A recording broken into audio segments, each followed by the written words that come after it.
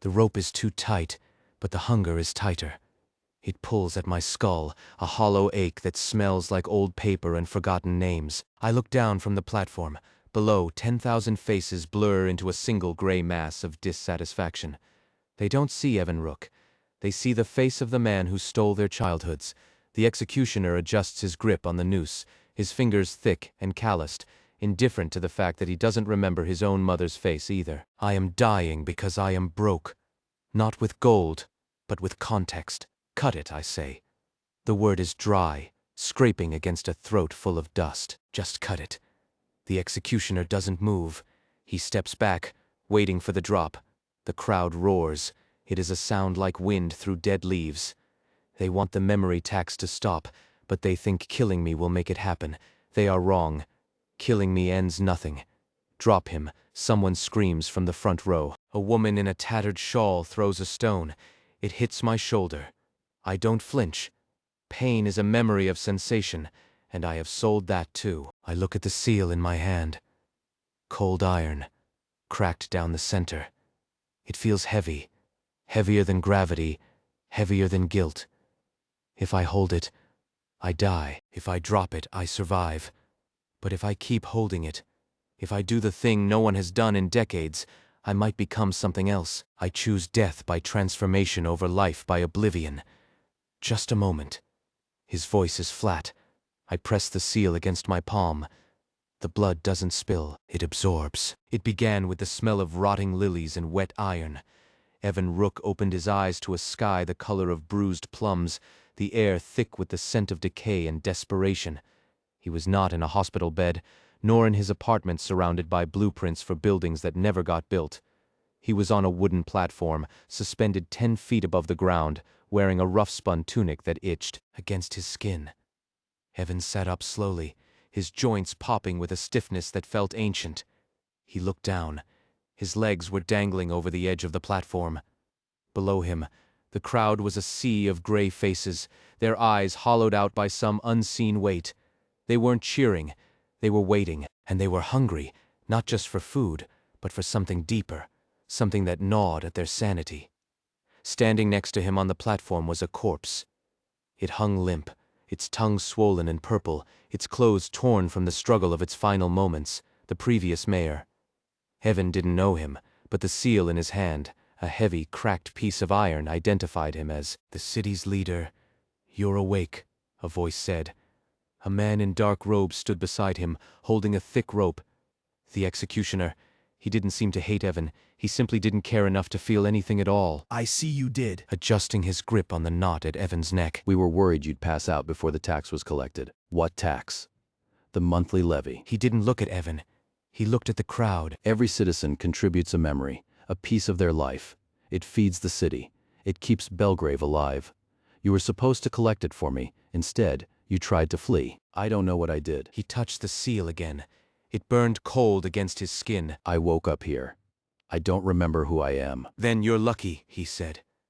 Evan looked at the crowd again. He saw a woman holding a child who wouldn't stop crying. The child's face was blank, empty of any emotion beyond raw need. Evan felt a spike of panic rise in his chest. This wasn't just a city. It was a machine that ate its past to fuel its present, and he was standing on the operating table. "What happens if I don't pay? You hang. The city eats you. Everyone loses a little bit more. And if I do?" "Then we all lose everything eventually. He tugged the rope tight. But at least you'll have your dignity." Evan looked at the seal in his hand. It was cracked, yes, but it was also real. The crowd below began to chant.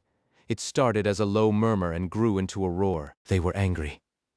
Not just at him, but at themselves. At the system that demanded their history for survival. "I have a better idea." He stood up on. "Then you can hang me." His voice gaining strength from the cold iron against his palm. "But I am not paying for this." The executioner blinked. It was a slow, heavy movement, like a shutter closing on a dead eye. He looked down at the noose around Evan's neck, then back up to the cracked seal in Evan's other hand. The crowd's roar had dipped into a confused hum. They were waiting for the drop, but the drop wasn't coming. "What do you mean?" The executioner asked. His tone was flat, devoid of curiosity. He was a functionary, and functions require clarity. I mean, the tax is suspended. He lifted the seal higher. The iron pulsed with a faint, sickly green light that matched the bruised sky above. For 7 days. No memories are taken. Not from you. Not from them. A murmur rippled through the front row of the executioner's colleagues. They were counselors, dressed in robes that had seen better decades. One of them, a woman with hair the color of ash, stepped forward. Her eyes widened as she saw the seal glowing. "You cannot do that," the ash-haired woman said. "The seal binds to the bloodline. The previous mayor." "The previous mayor is dead," Evan interrupted. He didn't look at her. He looked out at the sea of faces, and I am holding the seal, and the city is listening. As if on cue, a root thick as a man's thigh erupted from the wooden platform beneath the executioner's feet. It twisted violently, wrapping around his ankles like a python constricting prey. The executioner stumbled back, dropping the rope that had held Evan's noose taut. He fell to his knees, gasping, not in pain, but in sheer shock. His hands clawed at the wood, trying to pull himself free from the sudden living earth. The crowd screamed. It was a sound of terror, but also of awe. The roots spread rapidly, cracking the platform, weaving through the legs of the council members who hadn't fled. They didn't attack anyone.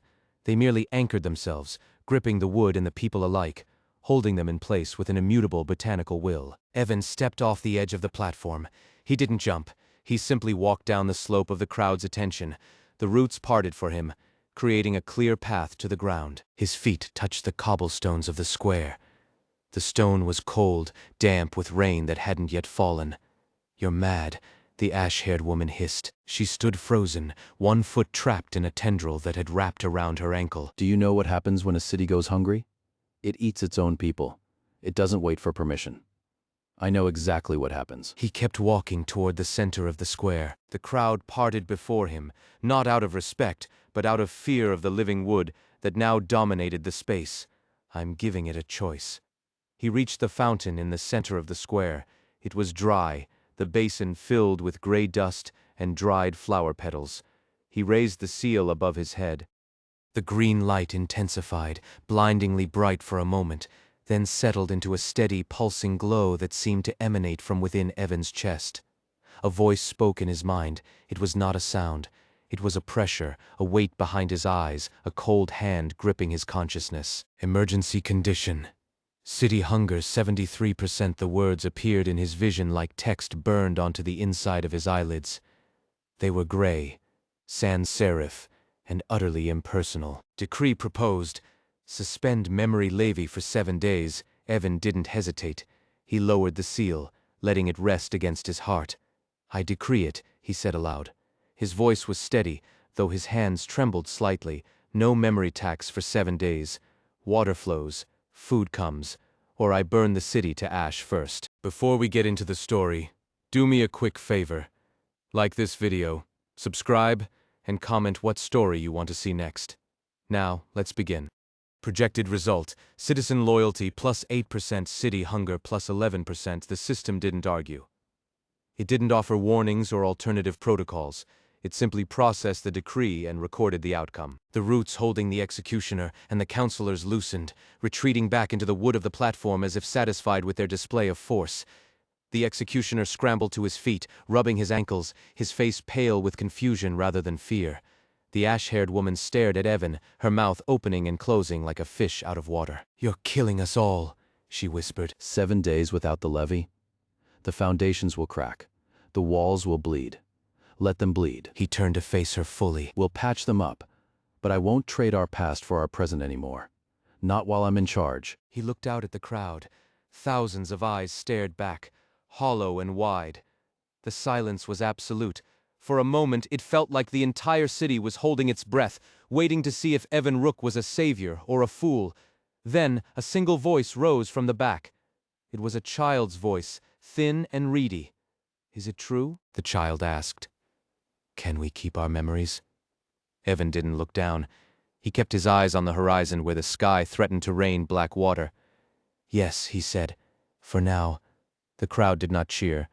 They didn't have the energy for such things. But they did something else. They stepped forward. The water main exploded 3 blocks away before the echo of his voice had fully settled in the square. Evan flinched as a geyser of black sludge erupted from the cobblestones, spraying the front row of the crowd with a stench of rot and rust. The ash-haired counselor screamed, stumbling back as her robes were soaked in the filth. She wiped her face with a trembling hand, staring at the gray smear on her palm. It's starting. Look at it. Look at what your mercy brings. Stay back. Raising the seal. The green light flickered erratically, mirroring the panic in his chest. I am trying to hold it together. You are breaking it. The executioner shouted from where he had retreated to the edge of the platform. He was shaking a fist at Evan, though he kept a wary eye on the roots that still pulsed beneath the wood. You think you can just turn off the hunger? The city isn't a dog you can feed scraps and expect it to wag its tail. It's a beast, and beasts don't negotiate. Then let it starve, Evan yelled back, his voice cracking over the rising chaos of the square. Better to die with our minds than lose them one by one. A man in the front row, wearing the tattered coat of a laborer, stepped forward. His eyes were sunken, the skin around them dark and bruised. He looked at Evan not with gratitude, but with a desperate, terrifying need. What do we eat? You stopped the tax. You didn't say what comes next. The square went quiet again, save for the hiss of the leaking pipe nearby. The question hung in the air, heavier than the threat of execution. Evan looked at the seal.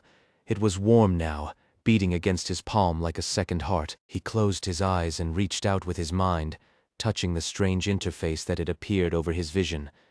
It wasn't just text anymore. It was a network, a vast, tangled web of infrastructure and intent that spanned the entire length and breadth of Bellgrave. He saw the streets not as stone but as veins.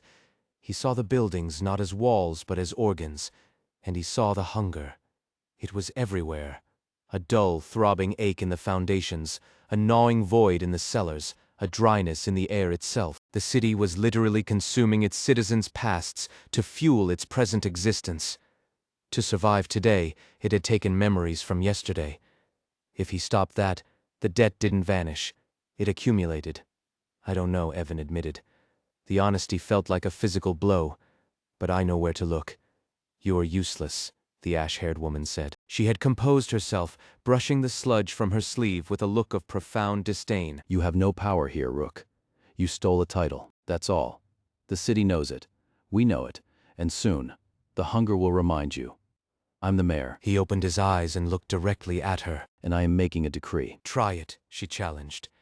She crossed her arms, standing firm despite the wet ground beneath her feet. Decree food. Decree water. See if the stone listens to a thief. Evan didn't answer her. He focused on the network again. He pushed his will into the system, trying to find a way to satisfy the hunger without taking memories. It was like trying to fill a bucket with no bottom. Every path he found led back to the same conclusion. Cost is memory. There was no other currency in Bellgrave. Then he saw it, a faint, pulsing line connecting the city center to the outer districts. The road-borne compact? No, that hadn't been signed yet. But the infrastructure was there, dormant and cold. And beyond that, the water wardens. They were gone, or hiding, but their pumps still existed. I need water, not for drinking. For pressure. The laborer blinked. Pressure. The pipes are cracked, Evan explained, his mind racing through the blueprints he barely remembered knowing. If I can flood the lower wards, create a surge it might push the sludge out, buy us time to find clean sources. But I need someone to open the primary valves. He looked at the laborer, then at the executioner, then at the ash-haired woman. You. Pointing at the laborer. You work in the maintenance tunnels? The man nodded slowly. Since I was 10. Before I forgot my mother's name. Go to the main junction under the square. There's a wheel marked with an R. Turn it counterclockwise until it screams. Then run. And if it doesn't work, then we hang. But not from a rope. From starvation. The laborer hesitated, then nodded and scrambled into the crowd, disappearing toward the alleyways. The ash-haired woman watched him go with a smirk. He'll die in the tunnels. The air is toxic down there, and you gave him nowhere to go because you don't know where he's going. He was staring at the seal, which was now glowing a steady, bright white. I know everything about this city. Every pipe, every beam, every brick. I built it in my mind before I ever laid a stone. Her voice was sharp. Cutting through the woman's skepticism was a physical weight, pressing down on the cobblestones. Evan didn't blink. He held her gaze until she shifted her stance, her boots scraping against the wet stone. I'm not lying. I'm remembering. You don't remember anything. She stepped closer, invading his personal space, her face twisted in disgust. You're a ghost with a title. You think you can command the city because you stole its heart? It's dead, Rook. Just like your past. Just like everything else in this cursed place. Then let it stay dead. He turned away from her, looking down at the square where the laborer had vanished into the darkness of the grate. I don't need to remember to fix what's broken.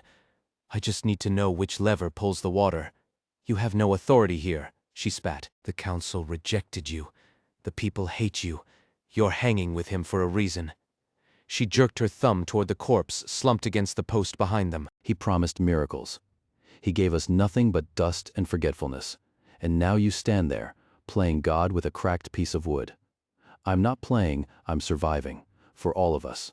Survival is for animals. She laughed, a harsh, brittle sound that echoed off the surrounding buildings. You're already one. You've forgotten who you were to save who you are. Look at your hands. They're shaking. The city knows it's being lied to. It's eating itself because you won't admit it's over. Evan clenched his fist around the seal. The wood burned his palm, a sharp, grounding pain. If the city is eating itself, then I will feed it something else. Something real. Real? There is no real here. Only debt, and you're bankrupt. Before he could answer, a distant roar echoed through the square. It wasn't the wind, it was the sound of metal grinding against metal, deep beneath the earth. The ground shuddered, knocking several councillors off their feet. Dust rained down from the gallows above. Finally, He didn't look at her. He looked at the grate. the laborer is doing his job. He's dead, she insisted. You killed him. Just like you killed him. She pointed at the corpse again. And now you'll kill us all. I didn't kill him. He stepped toward the edge of the platform, looking down into the darkness where the sound was coming from. I gave him a chance. Unlike you, who just stands there and judges, he's not coming back. The tunnels are flooded. The sludge is toxic. You didn't send him to fix it. You sent him to die. Watch. He turned back to her, his eyes hard. And learn what it means to be mayor of a city that wants to eat its young. Above them, the sky darkened further. The black water continued to fall, harder now, hammering against the square. The crowd below was restless, pressing forward, their faces pale with fear and confusion. They were waiting for a miracle or a disaster. Evan gave them neither. He gave them time, and in that time, something changed. The roots beneath the platform shifted, growing thicker, stronger. They weren't attacking anymore. They were anchoring. The city was listening, not to her words, to his decree.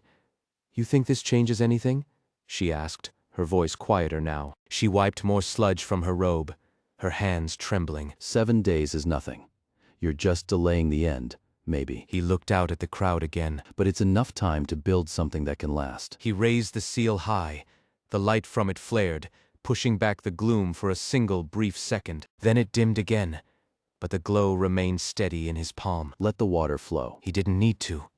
The city seemed to hear him. And let us see what grows from the flood. The air in City Hall tasted of copper and old panic. I stood behind the heavy oak desk, my fingers still trembling from the adrenaline that had coursed through me moments before. The cracked mayoral seal sat cold against my palm, a jagged piece of iron that felt heavier than it should. Outside the high, arched windows, the roar of the crowd was not cheering. It was waiting. They were hungry, thirsty, and terrified.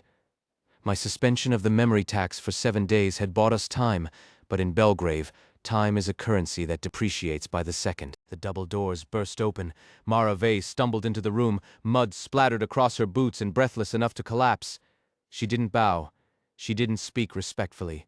She slammed a thick, leather-bound ledger onto my desk, right next to the seal. They're cutting the lines. Her chest heaving. Blue Cistern has shut every public fountain in the Thirst Ward. I stared at her.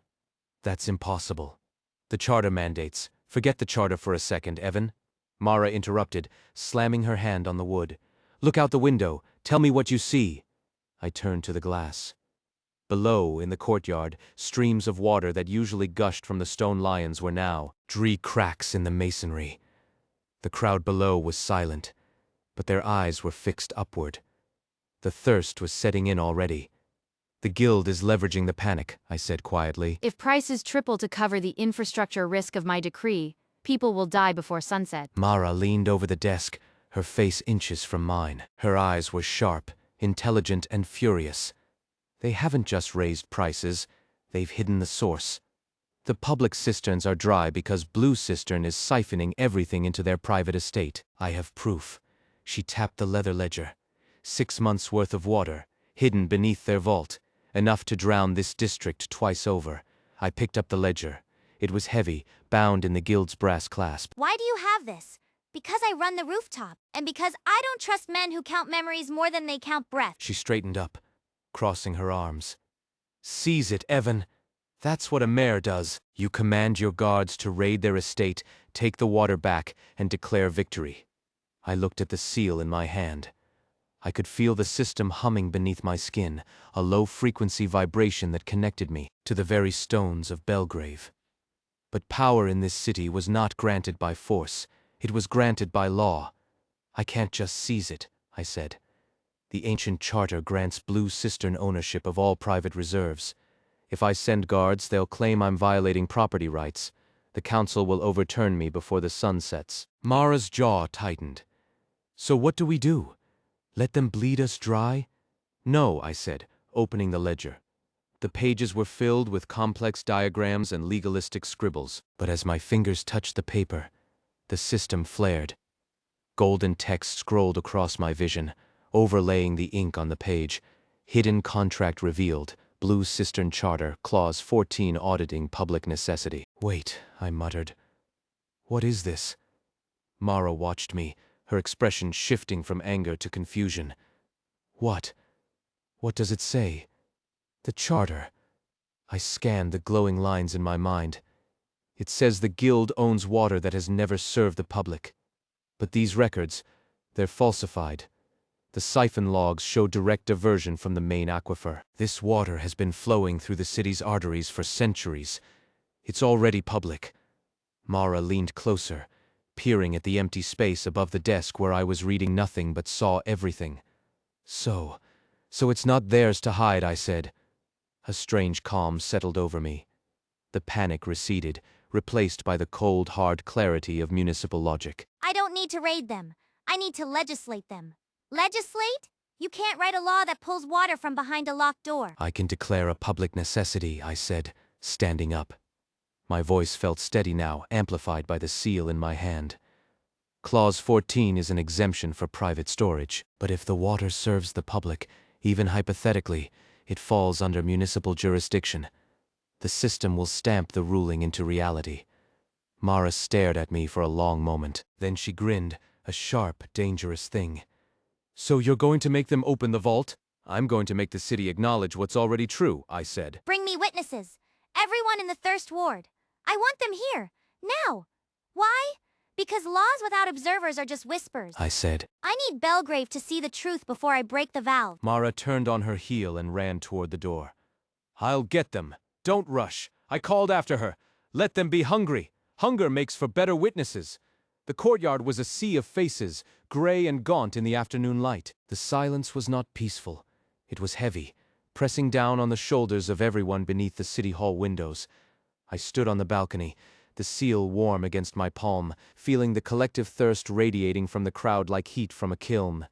Mara was already there, perched on the stone railing, shouting orders in a voice that cut through the humid air. She directed the runners to form a perimeter, not around me, but around the empty space of the dry fountain's basin. Open your eyes, I shouted. My voice did not need to be loud. The system carried it, weaving it into the stone so every word vibrated in the teeth of the first row and whispered in the ear of the last. You stand on ground that drinks your sweat. You wear clothes woven from water you cannot afford, and yet you believe your thirst is nature's fault. A man in the front row, his lips cracked and bleeding, spat toward the balcony. My daughter hasn't drunk since dawn.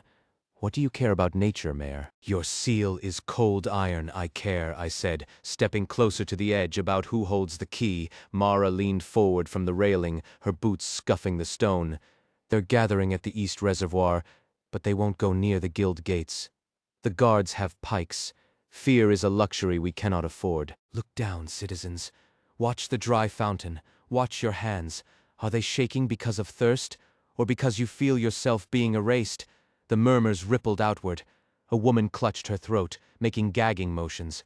Another man fell to his knees, staring at his own palms as if they were strangers. The memory tax had taken their pasts. The water shortage was taking their present. I needed them focused on the now. I have seen the books, I continued. I have read the charter you swore by but never knew. Blue Cistern claims ownership of the aquifer beneath their estate. They claim it as private property, hidden away in vaults while you choke. A cheer went up from a few brave souls near the back, but it was quickly choked off by the coughing of those nearest the front. The thirst was physical pain. It was real, I am showing you, I said. I raised the seal high. The iron glinted in the sun, reflecting the distorted faces below. The charter says water is private only if it has never served the public. The ledger Mara brought proves that every drop in the east reservoir has been diverted from the main arteries for generations. It has always been ours. They are just stealing it back. Mara jumped down from the railing, landing lightly on the balcony floor beside me. The guildmaster is waiting at the reservoir. He's got mercenaries, men who don't care about water or laws, only coin. Then we pay them in legitimacy, I said. Lead the way, all of you. I pointed to the crowd. Walk with me. If I am lying, let your anger drive you to kill me. But if I am right, walk with me as witnesses to a theft being corrected. The movement started slowly, a single step forward by the man who had spat, then another by the woman clutching her throat. Mara took the lead, descending the stairs into the courtyard, and the crowd followed, a slow, creeping tide of desperation. We moved down the steps together, past the dry lions, out of the shadow of City Hall and toward the narrow streets that led to the Thirst Ward's edge. The East Reservoir was a massive walled compound of black brick, situated in the lowest point of the district. Water usually pooled here before being pumped upward, but now the gates were sealed with heavy iron bars. Behind the bars I could see the glint of brass valves and the shadow of towering cisterns. Guildmaster Pell stood on a raised platform near the main gate, flanked by 6 heavily armed guards. He was a large man, dressed in silks that cost more than most citizens earned in a year, his face smooth and untouched by the grime of the district. Go home, Mayor. The water is for those who can pay. Your decree is void. I walked up to the bars, Mara at my side. The crowd pressed in behind me. A wall of bodies. It is not void, I said. It is enforcement. He was shorter than I expected, but his presence filled the space. This is private property. My charter protects my assets. Your charter protects assets that serve the public, I replied. But you have lied to the system. You have filed false logs. You have stolen from the aquifer. We dug the tunnels. We built the pumps. We own the water we manage. Mara laughed, a sharp, bitter sound. You didn't dig a thing, Pell. The old pipes were laid centuries before your grandfather was born. You just put locks on them. Pell's face reddened. He signaled to his guards. Arrest him. Seize the seal. This is an act of insurrection. 2 guards stepped. The guards hesitated, their pikes lowering slightly as the weight of the crowd pressed against them. They were mercenaries paid to intimidate, not to die for a man who had just declared war on the city's very infrastructure. I did not blink. I held the seal steady, feeling the hum of the system waiting for my command, hungry for the input of authority and the output of justice. You will seize nothing. His voice trembling with rage. I am a lawful guildmaster. You are an usurper. I am the mayor, I corrected him calmly. And you are a thief hiding behind parchment. Look at them. Pell screamed, pointing a gloved finger at the sea of faces behind me. They are rats. They will tear this city apart if you give them even a drop. They are citizens. Her voice cutting through the tension like a whip. And you are starving them to make profit. That is not management. That is murder. Pell turned back to me, his eyes narrowing. Then let us see if your little seal holds weight against steel. I raised the seal higher. The iron grew hot in my hand, vibrating with a frequency that made my teeth ache. I did not look at Pell. I looked at the bars separating us from the reservoir, at the brass valves hidden in the shadows beyond. I looked at the air itself, where the laws of Bellgrave hung invisible and heavy. System, I said, my voice echoing off the brick walls. Confirmed jurisdiction. The Blue Cistern Charter, Clause 14. Does it apply to water diverted from the public aquifer? The answer came not in words, but in a surge of golden light that flowed from the seal down my arm and into the stone beneath my feet. It pulsed outward, passing through the iron bars, through the ground, and into the walls of the reservoir. The system did not speak, it simply knew, and now, so did the city. Hidden contract revealed. Blue Cistern Charter, Clause 14 Civic precedent available, public necessity. It applies only to water that has never served the public, I announced, my voice ringing with the authority of the seal. You have served it. You have stolen it. Therefore, it is no longer private.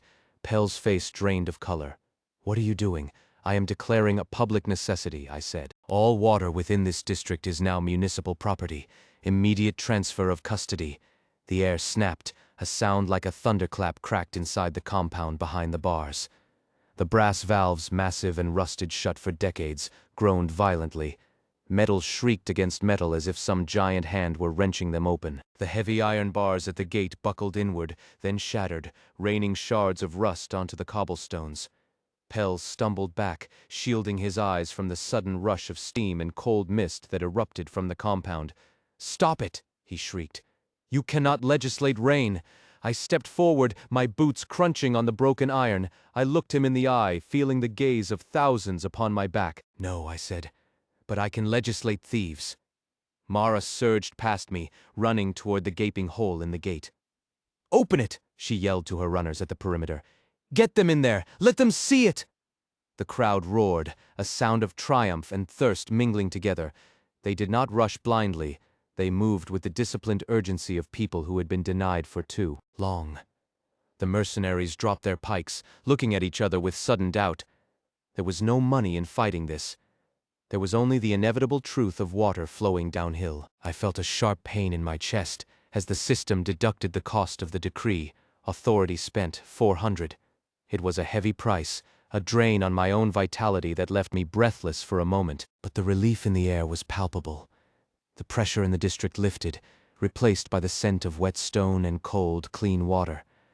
I could hear it now, the deep, rushing roar of thousands of gallons breaking free from their confinement, flooding into the main pipes of the city below. Mara returned to my side, her hands dripping with condensation from a pipe she had twisted open. She was grinning, breathless and wild-eyed. "It's flowing," she said. "Look, it's actually flowing." I looked down at the street level. Below the compound, the drainage grates were already overflowing, clear water pouring out into the dry gutters of the Thirst Ward. A child in the crowd screamed with joy, splashing in the shallow puddle that formed near his feet. The sound was musical, sharp and bright against the drabness of the district. Guildmaster Pell fell to his knees in the dust, staring at the empty space where his valves had been. He looked up at me, his expression a mixture of hatred and terror. "You have destroyed us," he whispered. "I have saved them," I said, lowering my hand. The seal cooled, its glow fading to a dull iron gray. "And you will answer for it." Pell spat on the ground. "This changes nothing. The other guilds will come. The crown will come. You think one decree stops an empire? I think," I said, turning away from him to look at the crowd, "that it starts a very long conversation." Mara nudged me with her elbow. "You're shaking, Mare." I looked at my hand. Evan's hand trembled, not from fear but from the sheer metaphysical weight of what he had just done. The seal felt heavy, like it was anchored to the bedrock of the city itself. He stared at the metal disc in his palm, watching the faint golden afterglow fade into the dull gray of iron. It wasn't magic, it was law. And law, he realized with a cold clarity that settled in his stomach, was the only reality that stuck. Mara grabbed his wrist, her fingers digging into his skin hard enough to bruise. "Don't look at it," she said, her eyes scanning the perimeter for pursuers. "Look at them." Evan blinked, tearing his gaze away from the seal to face the crowd. The Thirst Ward was a sea of wet faces, but the anger had dissolved into something else entirely. Confusion, disbelief, and then a rising tide of awe. People were holding out cups, bottles, even their bare hands, catching the spray that drifted down from the broken reservoir walls. They weren't cheering yet, they were drinking. "Mayor!" A voice cut through the mist. It was Old Man Harrow, the cobbler who had stood before Evan during the execution. He stepped forward, water streaming from his beard. Is it? Is it forever? The water? Or does it stop when you sleep? Evan straightened his spine, forcing his trembling hand still. It stays, he said, his voice carrying to the back rows without effort. The charter is amended. The aquifer belongs to Bellgrave, not Blue Cistern. Then why did Pell scream? A woman in the front row shouted. She held a ragged shawl over her head like a helmet. Why did he say you destroyed us? Pell had scrambled to his feet behind the shattered gate, clutching his silks together as if they could ward off the shame. He looked small now, stripped of his brass authority and his hidden reserve. He breaks the contract. Pell shrieked, his voice cracking. You break the binding. The guild will sue. The crown will audit. You think a seal overrides centuries of precedent. Mara laughed again, spitting onto the cobblestones near Pell's feet. Precedent doesn't quench thirst, old man. Water does. Evan turned to Mara. Get your runners to secure the pipes. Not just these ones. The main arteries in the thirst ward. Check for other locks. Other hidden reserves. Already on it, she said, turning to the periphery. She raised her hand, signaling a group of young men and women who had been lurking in the shadows. Runners, move, downstairs. Check every valve. The runners blurred into motion, climbing over the broken gates with practiced ease. They weren't looting. They were inspecting. This was no longer a riot. It was an audit. Evan turned back to Pell. The guildmaster was pacing now, muttering calculations under his breath. You spent 40 points of authority, Pell hissed, looking up with narrowed eyes. I saw the shimmer.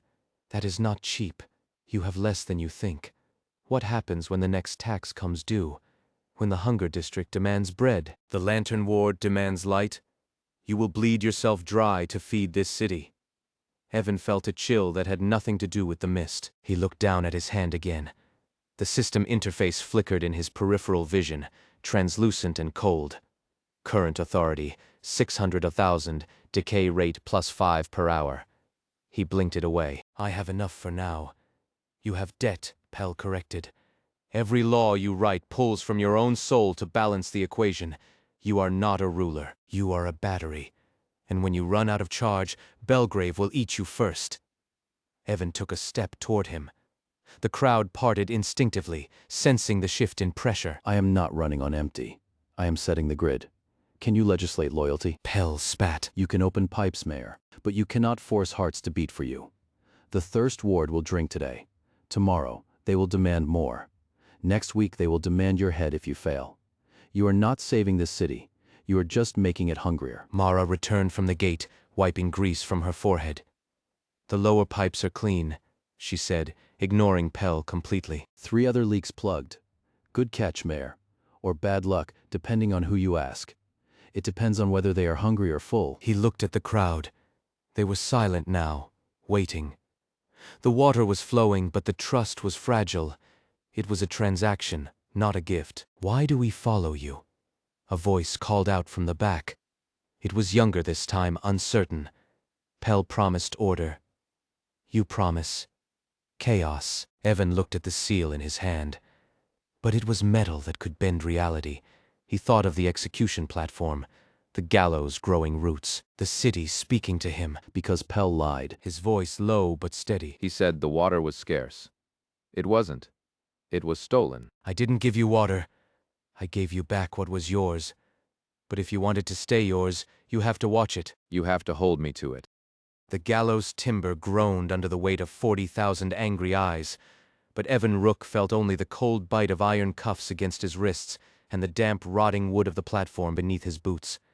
He stared at the noose hanging above him, a tangled snake of hemp that smelled of old blood and desperation, while beside him the corpse of Mayor Kale hung slack and purple, his tongue swollen to black pulp. The crowd below was not just angry, it was hollowed out, a sea of faces that had forgotten why they were screaming, their eyes wide with the terror of empty minds. Look at them, Evan thought, watching a woman in the front row wipe tears from cheeks that held no memory of grief, only a dull ache for something lost. They don't even know what they're losing. He shifted his weight, feeling the rough bark of the executioner's block against his shins, And then he saw it. The crowd surged forward, not to kill him, but to touch the seal around his neck, a cracked piece of black glass that pulsed with a faint, sickly green light. As his fingers brushed the glass, the world tilted. The gallows didn't just stand there, they grew. Roots thick as pythons erupted from the ground, winding around the executioner's ankles, pinning him in place. The air filled with a whisper, not of wind, but of voices layered over voices, speaking directly into Evan's skull. The Civic crown system, registered domain, Bellgrave, the hungry city, population loyalty, 19%, city hunger, 73%, municipal debt, mine 999 unpaid memories, catastrophe event, the founder's feast, 30 days, failure condition, city consumes its remaining citizens. The vision snapped shut. Evan gasped, pulling his hands back as if burned, but the roots remained, holding the executioner fast. The crowd fell silent, their fury replaced by confusion and a dawning superstitious awe. If this city needs your memories to live, His voice rough from disuse. then it can start by taking mine. He raised the cracked seal high, the black glass catching the dim light of the overcast sky. I suspend the memory tax for 7 days, effective immediately. The silence stretched, thin and fragile. Then a cheer rose from the back, timid at first, then louder, fed by the collective relief of people who hadn't realized how heavy their heads had become. But Evan saw Mara Vey in the distance, her face grim, shaking her head slightly. He knew she was right. He was buying time, not solving the hunger. And the city knew it too. 3 hours later, the victory tasted like ash. Evan stood in the courtyard of City Hall, the stone floor cold beneath his shoes, as Mara Vey slammed a bundle of papers onto the desk before him. Her jacket was torn, dirt smeared across her cheek, and her eyes were wild with adrenaline. The blue cistern shut every public fountain an hour after your decree. Tapping the papers. Prices have tripled overnight. The guild is strangling us. They say your suspension destabilized the municipal ledger. Evan rubbed his temples, feeling the headache blooming behind his eyes. It's a reaction. They're afraid I'll seize their assets. Let them be afraid. Pacing the small space between the desk and the window. Because they are hiding 6 months of water beneath their private estate on the West Ridge. I saw the delivery wagons. Thousands of gallons marked with their crest. Evan looked up, his mind racing through the civic laws he was only beginning to understand. I can't just take it. The ancient charter grants them ownership of all water within their boundaries. If I seize it by force, I break the law I'm trying to uphold. Then change the law. Stopping to lean over the desk. You have the seal. You have the crowd's loyalty. Use it? Evan closed his eyes, calling upon the system. The interface appeared in his mind, crisp and cold against the fog of exhaustion. He scrolled through the municipal code, searching for loopholes, for definitions he could twist. There, buried in Clause 4, Section 9, was the key. The charter applied only to water that had never served the public. Water stolen from the common good was not theirs. I have it. Opening his eyes. Call the district. All of them. Every soul in Bellgrave. Why? Because I want them to see it with their own eyes. We're going to walk to the West Ridge, and we're going to declare every stolen drop public water. Mara grinned, a sharp, dangerous expression. That's either brilliant or suicidal. Both. Get the people moving. The West Ridge Reservoir was a cathedral of stone and brass, its valves massive and tarnished with age. The guild's guards stood at the gates, muskets raised, but they lowered them when they saw the sea of citizens filling the square below. Evan walked to the center, Mara by his side, holding the seal aloft. He could feel the city watching him, its hunger peaked. Guildmaster Pell. Looking toward the man who stood on the balcony above, flanked by his own guards. You claim ownership of this water? Pell descended the stairs slowly, his robes clean and immaculate compared to Evan's rumpled suit. He sneered. His Pell's lip curled into a sneer that seemed to freeze the air around him. He stepped onto the balcony railing, looking down at Evan like a spider inspecting a particularly persistent fly. You speak of ownership as if it is a suggestion. His voice smooth and devoid of warmth. The charter is older than your family's name, Rook. Older than this city's first stone. We own the water because we built the cisterns that keep you from drinking well water that kills. You suspend a tax, and suddenly you think you can rewrite history with a shout. Evan held his ground, the seal pulsing against his chest like a second heartbeat. He looked out at the crowd, seeing not just anger, but a desperate, hollow hope. They were waiting for him to break or to save them. There was no middle ground. I am not rewriting history. His voice steady despite the tremor in his hands. I am correcting an error. The charter grants you ownership of water that has never served the public. Has this water served anyone outside these walls? Or have you been hoarding it while your citizens thirst? Pell laughed, a dry, rattling sound. A clever distinction for a man standing on a gallows platform less than 4 hours ago. But let us be clear, Rook. Even if I admit to hoarding, and I do not, what can you possibly do? You have no army, no weapons, just a cracked piece of glass and a crowd of amnesiacs who will forget why they are angry by sunset. He leaned forward, his eyes narrowing. I cannot legislate rain, Rook, and I certainly cannot be forced to share what is mine by law. This is my city now, in all but title. Go home.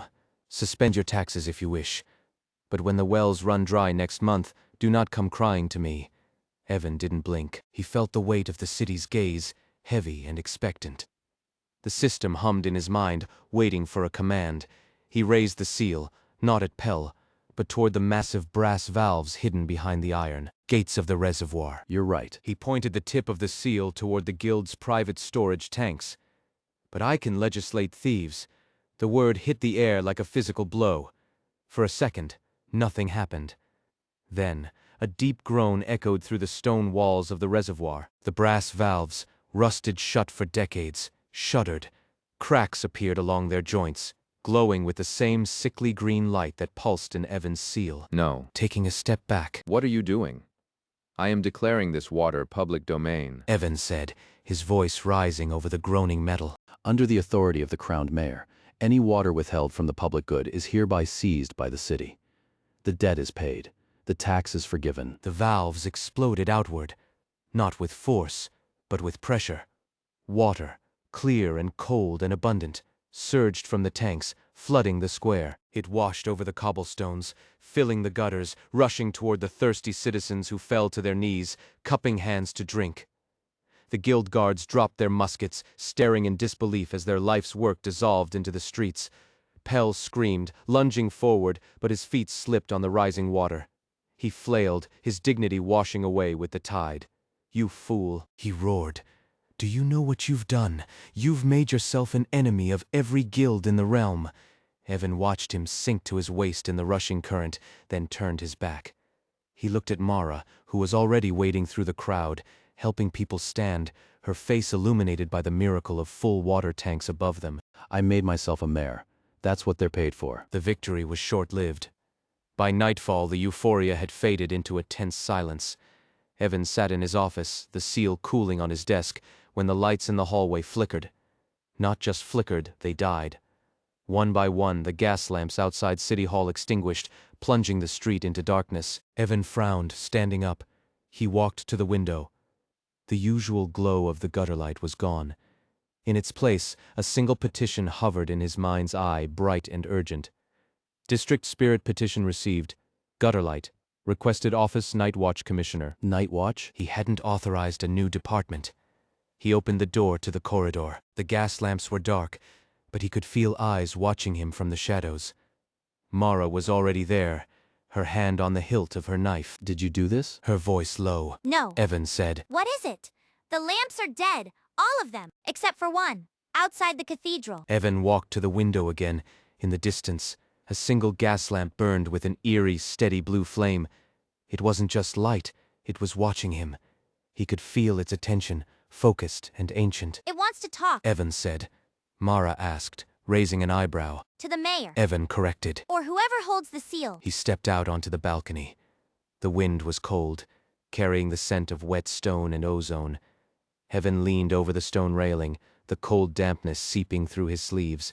The single blue flame below pulsed with a rhythmic intensity, like a heartbeat trapped in glass. "It speaks," Evan said, closing his eyes to listen. "Not with words, with light. Light that's pointing at the cathedral," Mara said, her knife drawn, standing close behind him. "That's not a greeting, Evan. That's a target. It's an invitation, or a complaint." He stepped off the balcony, not down the stairs, but onto the fire escape ladder that clung to the side of City Hall. The iron was slick with condensation. He dropped into the alleyway below, the splash of his boots in the remaining puddles loud in the silence. Mara followed, her movements silent and predatory. As they reached the street level, the darkness felt heavy, pressing against their skin. But Evan could see them now, not just the one lamp by the cathedral, but hundreds more. They were dark, yes, but not dead. Their glass cases were fogged, their gas jets choked with soot that hadn't been there an hour ago. "You did this," Mara accused, turning on him. You suspended the tax. You made the water public. Did you break the light too? I didn't touch the infrastructure. His voice tight. But I changed the laws that govern it. This city is reacting. To the hunger. Evan walked toward the cathedral square, Mara falling into step beside him. The gutter light petition wasn't random. It's been waiting. They approached the square.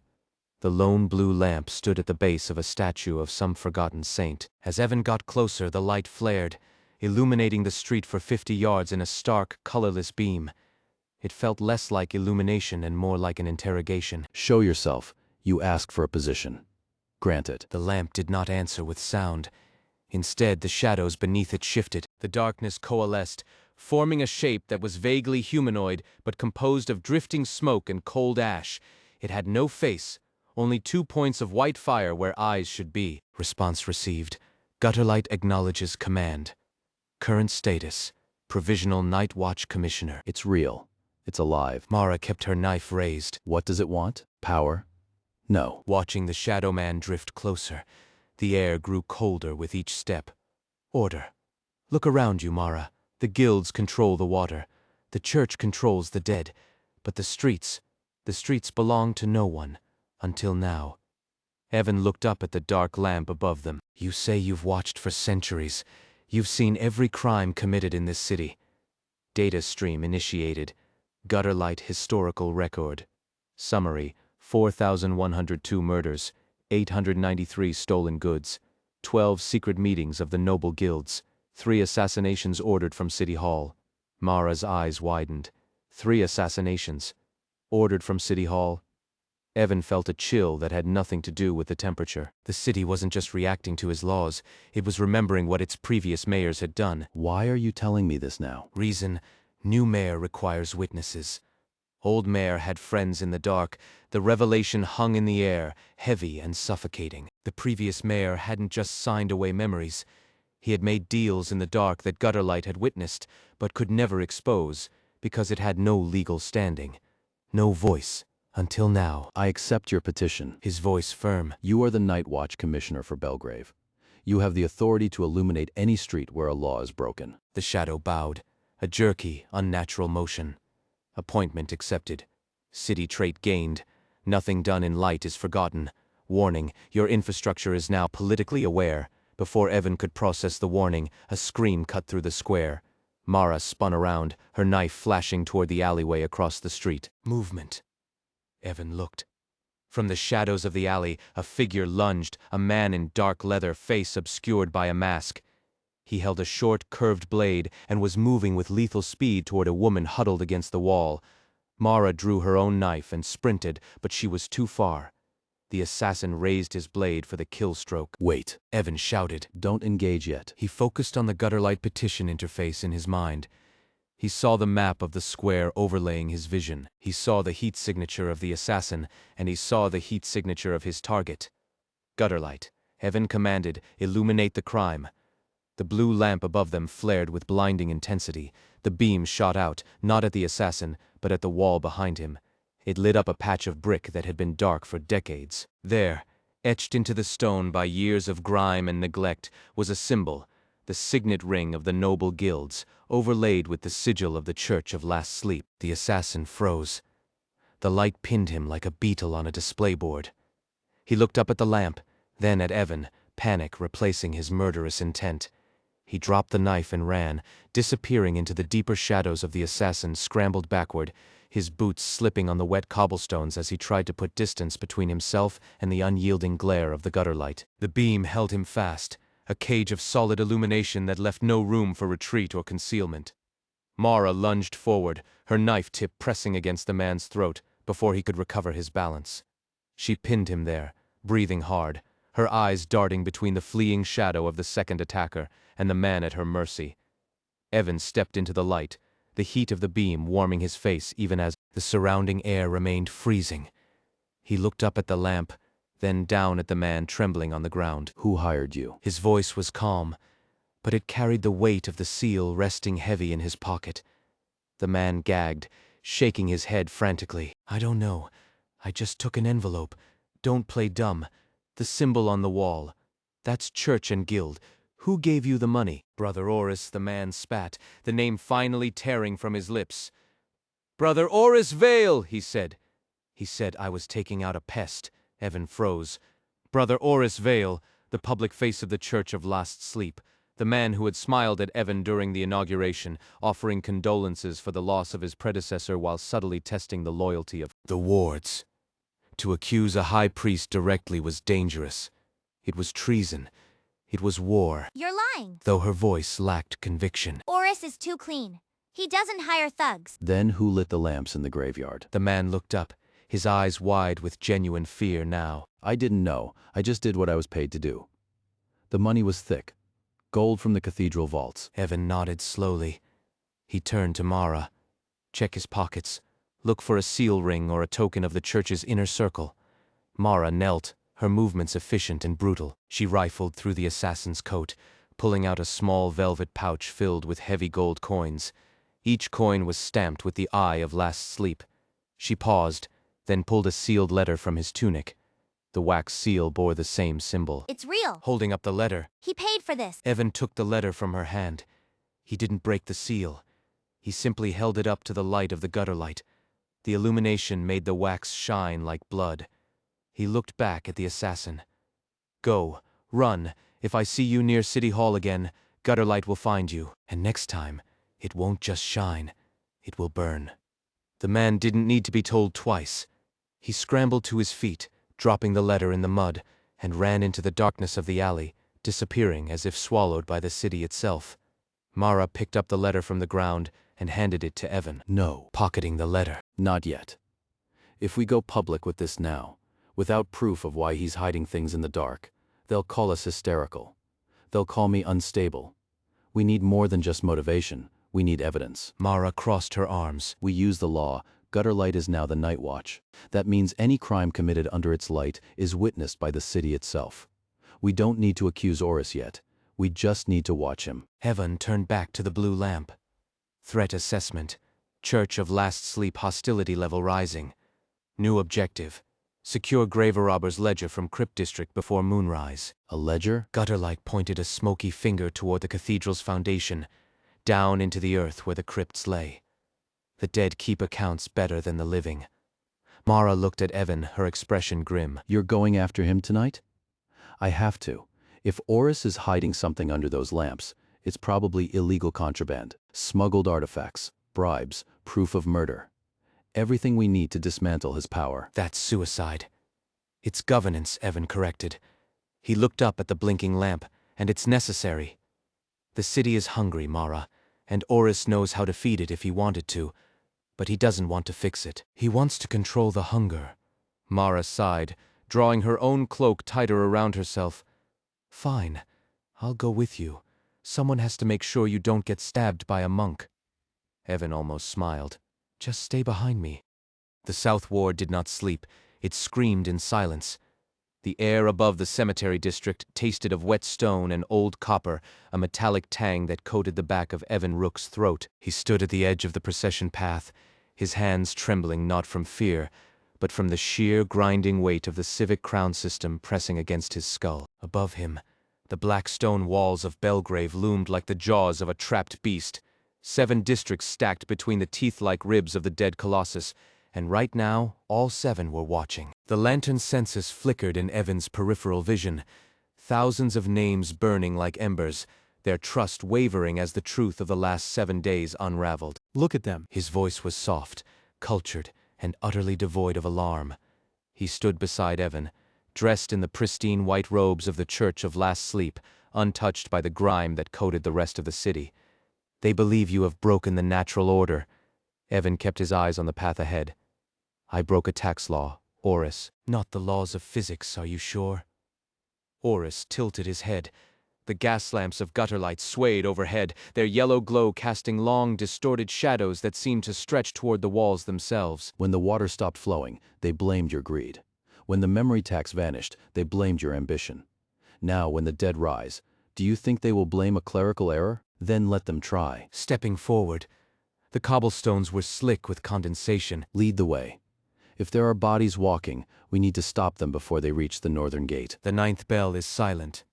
Oris noted, falling into step beside him. A sign of disrespect or a signal of peace? Gutter light sees everything, yet it shows nothing but static for the graveyard gates. Then Gutterlight is afraid. Or it's blind to what matters. They passed through the iron gates of the cemetery district, where loyalty metrics spiked in red text across Evan's vision. Hundreds of corpses walked in slow, jerking lines toward the city walls, their shrouds tattered, their eyes hollow pits of void. Citizens watched from balconies and windows, silent, terrified, refusing to intervene. This is the substitute payment. Stopping dead as he realized the pattern. The city isn't angry. It's hungry. Oris stopped beside him, folding his hands neatly. You speak of hunger as if it were a moral failing. A city always eats something, Mayor Rook. For 10 years it ate memories. We gave it its past to keep its future alive. Now that you have taken the memory tax away, it has asked for something else. Dead bodies? Evan spun on him, his voice rising despite himself. You're feeding me corpses instead of minds? That's not a treaty. That's butchery. It is a balance. Oris corrected calmly. The pact prevented worse disasters. Without the memories, the city would have consumed its own heart long ago. Now it consumes the shells left behind. Is that not preferable to losing the soul of Bellgrave? Evan stared at him, the horror warring with the cold calculus of his role. So you admit it, you've been feeding the foundation stone corpses for a decade. We have maintained order, and now, because of your decree, the city has shifted its diet. It demands 21 new vessels every night until the Feast of Founders stabilizes the balance. If I do not provide them, the hunger will spread to the living. Evan felt the system flare in his mind, a hot spike of urgency. He saw the hidden contracts, the ancient charter buried beneath layers of ecclesiastical law. The church held the keys to the crypts, but they did not hold the law of the land anymore. He did. If you provide them. Then the people die in silence. No one knows why their grandparents walk away from their graves. They just vanish. They are already gone. His expression pitying. They are merely walking farther away. Let me handle this. I will arrange the rites. The families will be compensated in prayers and indulgences. It is the only way to keep the peace. Peace? Evan laughed, a sharp, brittle sound. You call this peace? This is a harvest, Oris, and I am not letting you slaughter my citizens in the dark. Evan turned to face the procession, raising his voice so the crowd could hear. Stop them, he shouted to the guards standing idly by the gates. Seize the procession. The guards did not move. They looked at Evan, then at Oris, then at the walking dead. Their loyalty was fractured, confused by the conflicting signals of the mayor and the church. Oris sighed, a small, disappointed sound. You cannot legislate death, Mayor Rook. I don't have to. Pulling the cracked mayoral seal from his pocket. The metal was warm, vibrating with the city's pulse. I just have to redefine who owns the dead. The seal burned against Evan's palm, a hot, throbbing weight that seemed to pull at the very air around them. He did not look at Oris. He looked at the procession. 200 bodies shuffled forward, their shuffling feet making no sound on the wet stone, their empty eyes fixed on the distant dark mouth of the northern gate. The system is active. His voice low but carrying over the silence of the crowd. I can feel the zoning laws shifting. The crypts are not private property. They are civic infrastructure. Oris stepped closer, his white robes brushing against Evan's boots. Infrastructure? You speak of ancestors as if they were cobblestones and sewers. Every stone in Bellgrave is a contract, Evan countered. He raised the seal higher, letting the gutter light flicker catch the cracked surface, and every corpse in these crypts is unclaimed public land until a burial service is legally finalized. The church has not finalized any service for those walking toward the gate.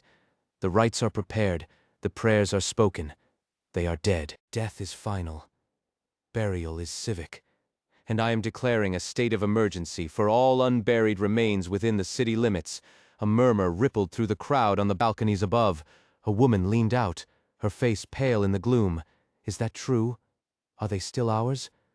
Horus turned his head slowly toward her, his expression cold. "They're walking into the monster lands," the woman shouted back.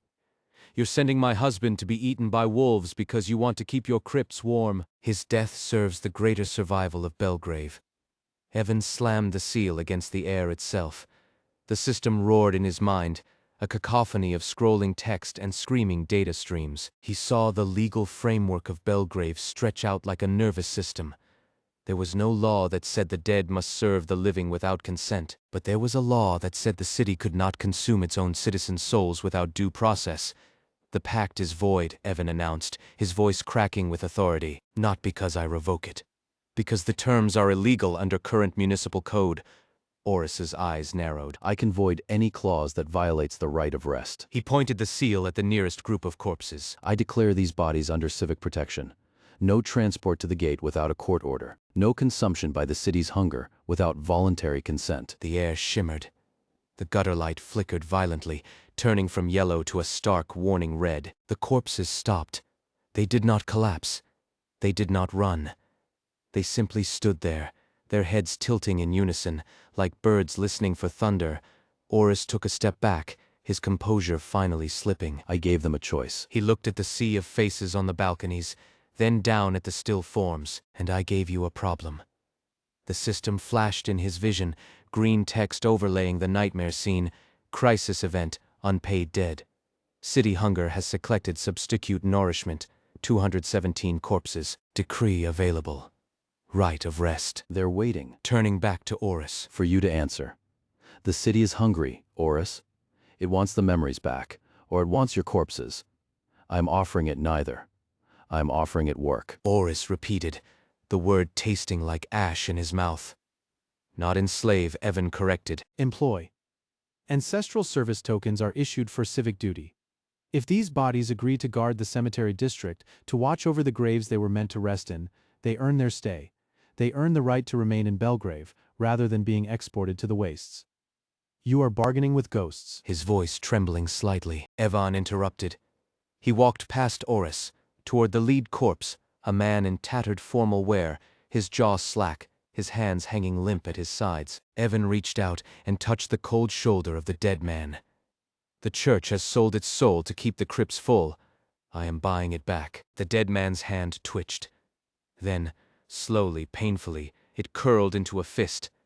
The eyes, black pits of void, began to swirl with a faint, silver light. The system pulsed, warm and approving. Horus watched in horror as the line of corpses shifted. The jerking, mindless walk toward the gates ceased. Instead, they turned inward, facing the tombstones behind them. One by one, the silver light in their eyes brightened. The ledgers. Not looking at Horus. Open them. All of them. Every name, every date, every debt the church has hidden. If I am to manage this district, I need to know what you've been hiding. Horus stood frozen, his hands clasped tightly in front of him. The crowd on the balconies was no longer silent. Voices rose, confused, angry, hopeful. The woman on the balcony slammed her fist against the stone railing, the crack echoing like a gunshot. "Open them," she screamed. "We want to see what you've stolen from our dead." Horus flinched, his pale face draining of what little color remained. He looked at the crowd, then at Evan, calculating the cost of defiance versus the cost of surrender. The gutter light above pulsed in rhythm with the swaying bodies behind him, casting long, jagged shadows that seemed to reach for the mayor's legs. The dead belong to the last sleep. Their rest is sacred. Your decree violates ecclesiastical jurisdiction. My decree validates municipal sovereignty. Keeping his hand on the cold shoulder of the twitching corpse, the silver light in the man's eyes stabilized, holding a steady, watchful gaze. "Jurisdiction follows the law. Horus, not the liturgy. And the law says that when the city consumes its citizens' memories to survive, it owes them transparency. You've been feeding the beast with your own secrets." Horus straightened his robes, attempting to regain a posture of dignified authority. Transparency will not stop the hunger. It only exposes our weakness. If you open the crypt ledgers, if you reveal the pact between the church and the city's core, the districts will panic. The Water Guild will use it to seize power. The monster clans outside the walls will smell blood in the water. Let them. He released the corpse and turned fully toward Horus, the mayoral seal still humming in his grip. Fear is a currency you've been counterfeiting for years. I'm breaking the market. You want to protect the city? Then let it see its own reflection. A low groan rippled through the gathered dead. It was not a sound of pain, but of attention. 200 pairs of hollow eyes shifted from the northern gate to focus on Evan. The system overlay flickered in his vision, green text scrolling rapidly across his retina. Decree available, right of rest. Confirm? YN Evan ignored the prompt for a moment, keeping his eyes locked on Oris. You're afraid because the ledger proves you aren't protecting them. You're protecting your own power base.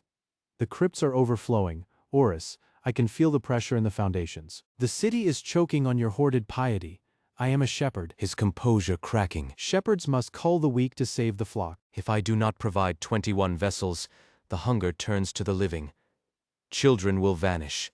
Fathers will walk into the dark and never return. Is that what you want? To be the mayor who let Bellgrave eat its own children? I want to be the mayor who stops it by giving the city a better diet. He looked back at the corpses. They were no longer walking toward death. They were standing at attention, waiting for an order. Oris. You have two choices.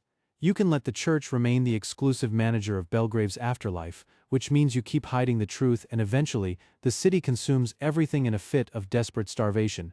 Or you help me bind these bodies to the cemetery district as voluntary guardians. They earn their rest through service. The city gets its tribute without eating souls. You keep your position, but you lose your secrets. A short, bitter bark. Voluntary? Ghosts have no free will. They are echoes of memory. Without the tax, they are hollow shells. They have anchors now, Evan corrected.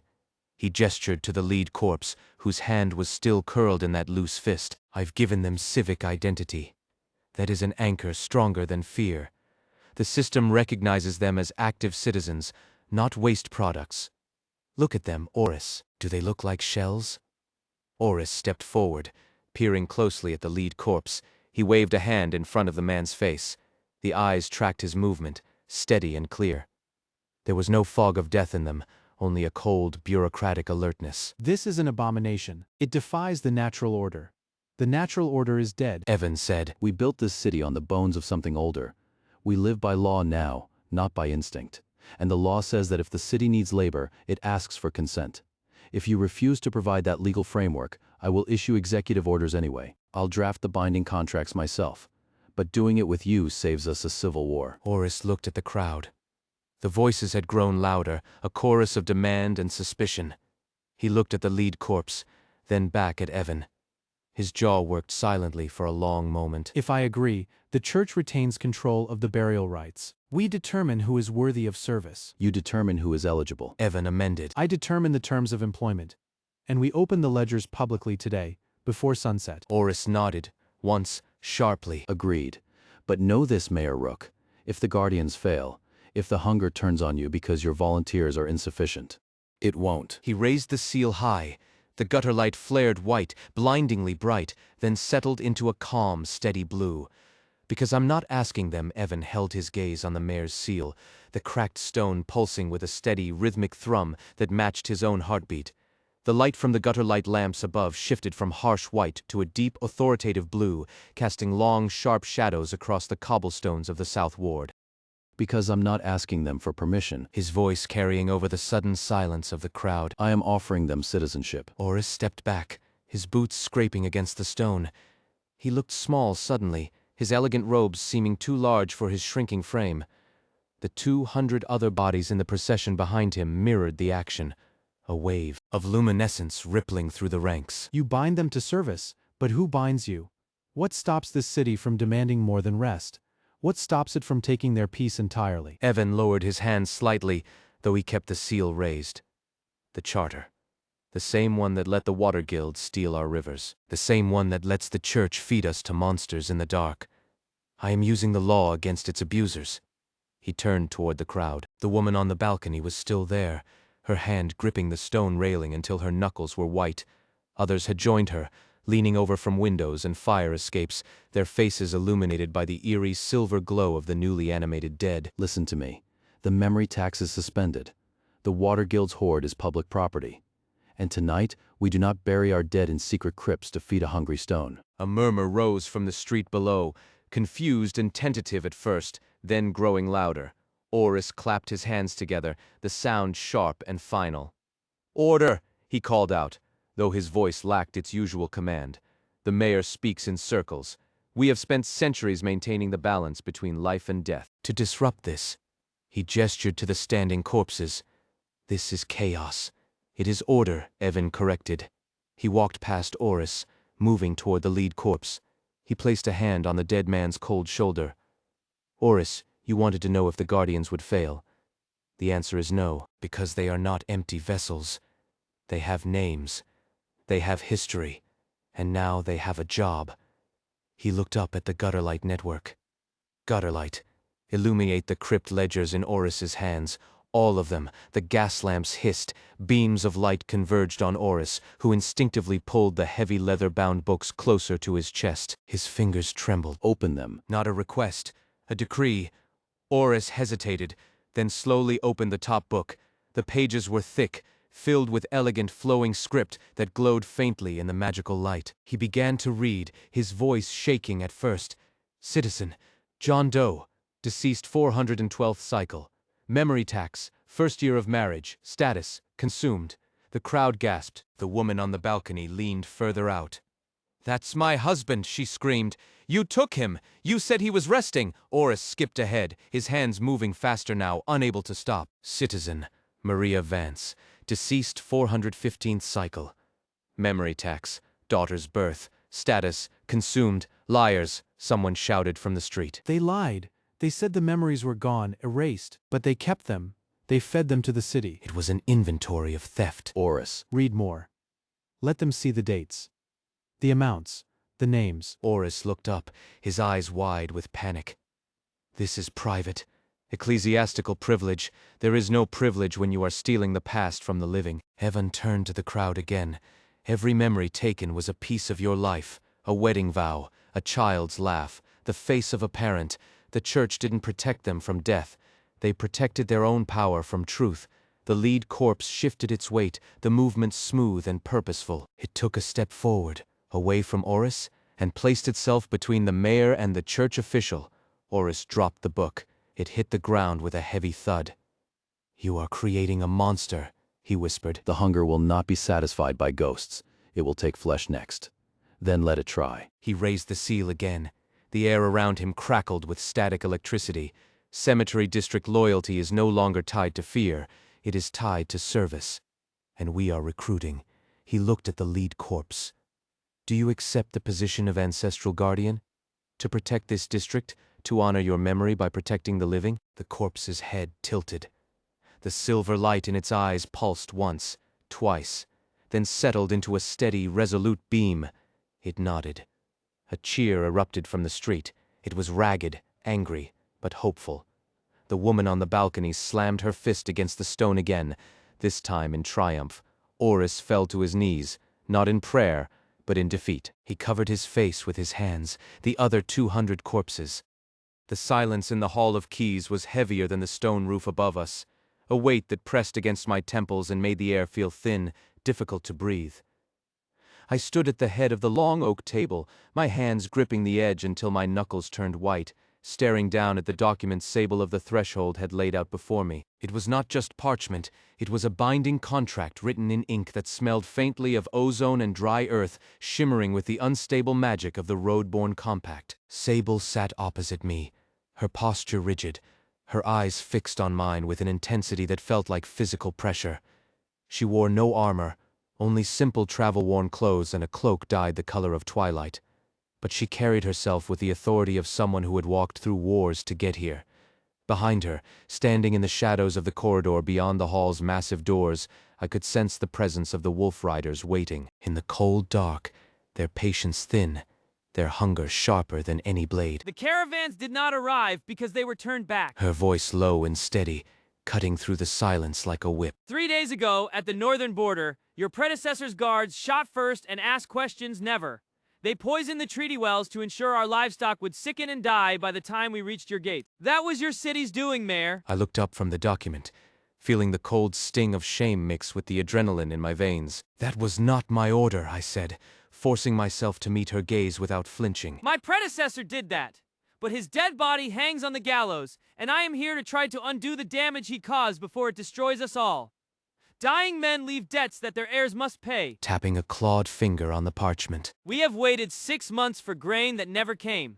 We have watched your fields rot while your merchants hoarded every bushel of wheat in private silos. The Roadborne Compact does not trade with thieves, it trades with partners. The council disagrees, said Mayor Vane, stepping forward from the shadows of the hall's side entrance. He was a small man with a loud voice and a sharper tongue, his face red with indignation. You are an outlaw entering sovereign territory.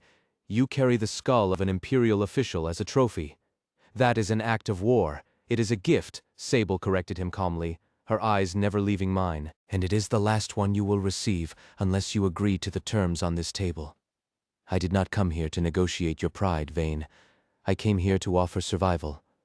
Vane slammed his hand on the table, the sound echoing like a gunshot in the high-ceilinged room. Survival? You speak of survival while bringing monsters to our gates? Look at her. Look at what she is. She is half beast, and she brings her pack with her. If I let one wolf pup pass these gates, the people will riot. They are already starving, Sable, and they do not need more mouths to feed. They need grain. Turning her head slightly to look at Vane for the first time. You have grain in your silos. You just refuse to open them because you fear the anger of the few who control the water. I know how your city works, Mayor Rook. I have watched Bellgrave bleed itself dry for years. The guild locks the taps. The people beg. The council hoards the food. The people starve. And you let it happen because you're afraid of what happens if you break their monopoly. I am afraid of chaos. Vane shot back, pointing a trembling finger at her. If I give you market rights, if I grant your people legal residence, the assembly will fracture. The old families will walk out. The guild will retaliate. You think this is simple charity? It is suicide. It is math. Leaning forward, her eyes gleaming with a predatory intelligence. Your silos are full. Your people are hungry. My pack has grain. But we do not give it away for nothing. We want seats in your assembly. 1 seat for every 50 wolf families, and we want the right to trade freely, without guild tariffs. That is the price of the open gate accord. I watched the tension coil in Vane's shoulders, saw the sweat form on his brow as he looked from Sable to me, waiting for me to intervene, to condemn her, to save his own fragile grip on power. But I knew what the system had shown me an hour ago, in the flickering green text that only I could see hovering at the edge of my vision. Civic Crown System. Activated. External faction detected. Roadborne Compact. Treaty option. The Open Gate Accord. Requirement. Recognize monster citizenship. Population capacity modified. 600 new district forming. Threshold market. Warning. A law enforced through fear will be remembered by the city longer than by its victims. I had spent my life fixing broken infrastructure for people who never noticed. Now, I was the infrastructure, and the foundation was cracking. The guild will cut off our water, I said quietly, breaking the silence that had fallen between Vane's outburst and Sable's demand. They will retaliate against any citizen who trades with you. They will call us traitors. They are already calling you a murderer. Vane snarled at me, though his voice lacked its earlier conviction. I stopped inches from Vane, close enough to see the pulse jumping in his neck, close enough to smell the sour fear beneath his cologne. The guild already controls the water because we have no leverage. They know we are starving. They know we are desperate. If I let Sable bring grain into this city, I am not just feeding people, I am giving the populace a choice, and choices break monopolies. Vane took a half-step back, his eyes darting to Sable for validation, then back to me. You cannot legitimize them. The charter forbids it. The old laws state that non-humans are transient guests at best. To grant residence is to rewrite the foundation of Bellgrave's identity. You will lose the support of the Masons, the Smiths, everyone who built this city on the idea of human purity. We can talk about purity when we are not eating ash. What is your next move, Speaker? If the council blocks the gates, if the guild seals the cisterns, does your grain sit in a cart while we die? Then I leave. And I take my wolves with me. And Bellgrave remains alone, thirsty and hungry, until the next memory tax erodes whatever authority you have left. She tapped the parchment again, harder this time. But if you sign, if you swear by the Civic Crown that the Roadborne Compact is a partner, not a parasite, then the gates open. The grain flows, and the assembly changes shape to accommodate us. Vane shook his head violently. Never. It is an insult, a mockery of everything our ancestors bled for. I will have you arrested for treason before I let you invite beasts into our homes. I turned fully toward Vane, my hand resting on the heavy oak edge of the table. The system prompt flickered in my periphery, a green warning that pulsed with every heartbeat. Civic, Crown System activated, emergency decree available, override Charter Provision 7, grant temporary residency status, cost 150 authority, 4 consequence, immediate guild. Retaliation plus council revolt, warning, a law enforced through fear will be remembered by the city longer than by its victims. You have your answer, I said. I looked past Vane, to the sealed doors of the hall, opened them. The guards hesitated, looking to Vane for instruction. Vane opened his mouth to command them to hold fire, but he saw the look in my eyes and stopped. He knew what was coming. He knew I was done playing by rules that kept us alive only as long as we were weak. Open them, I repeated, louder this time. The heavy bolts slid back with a grinding shriek of iron on stone.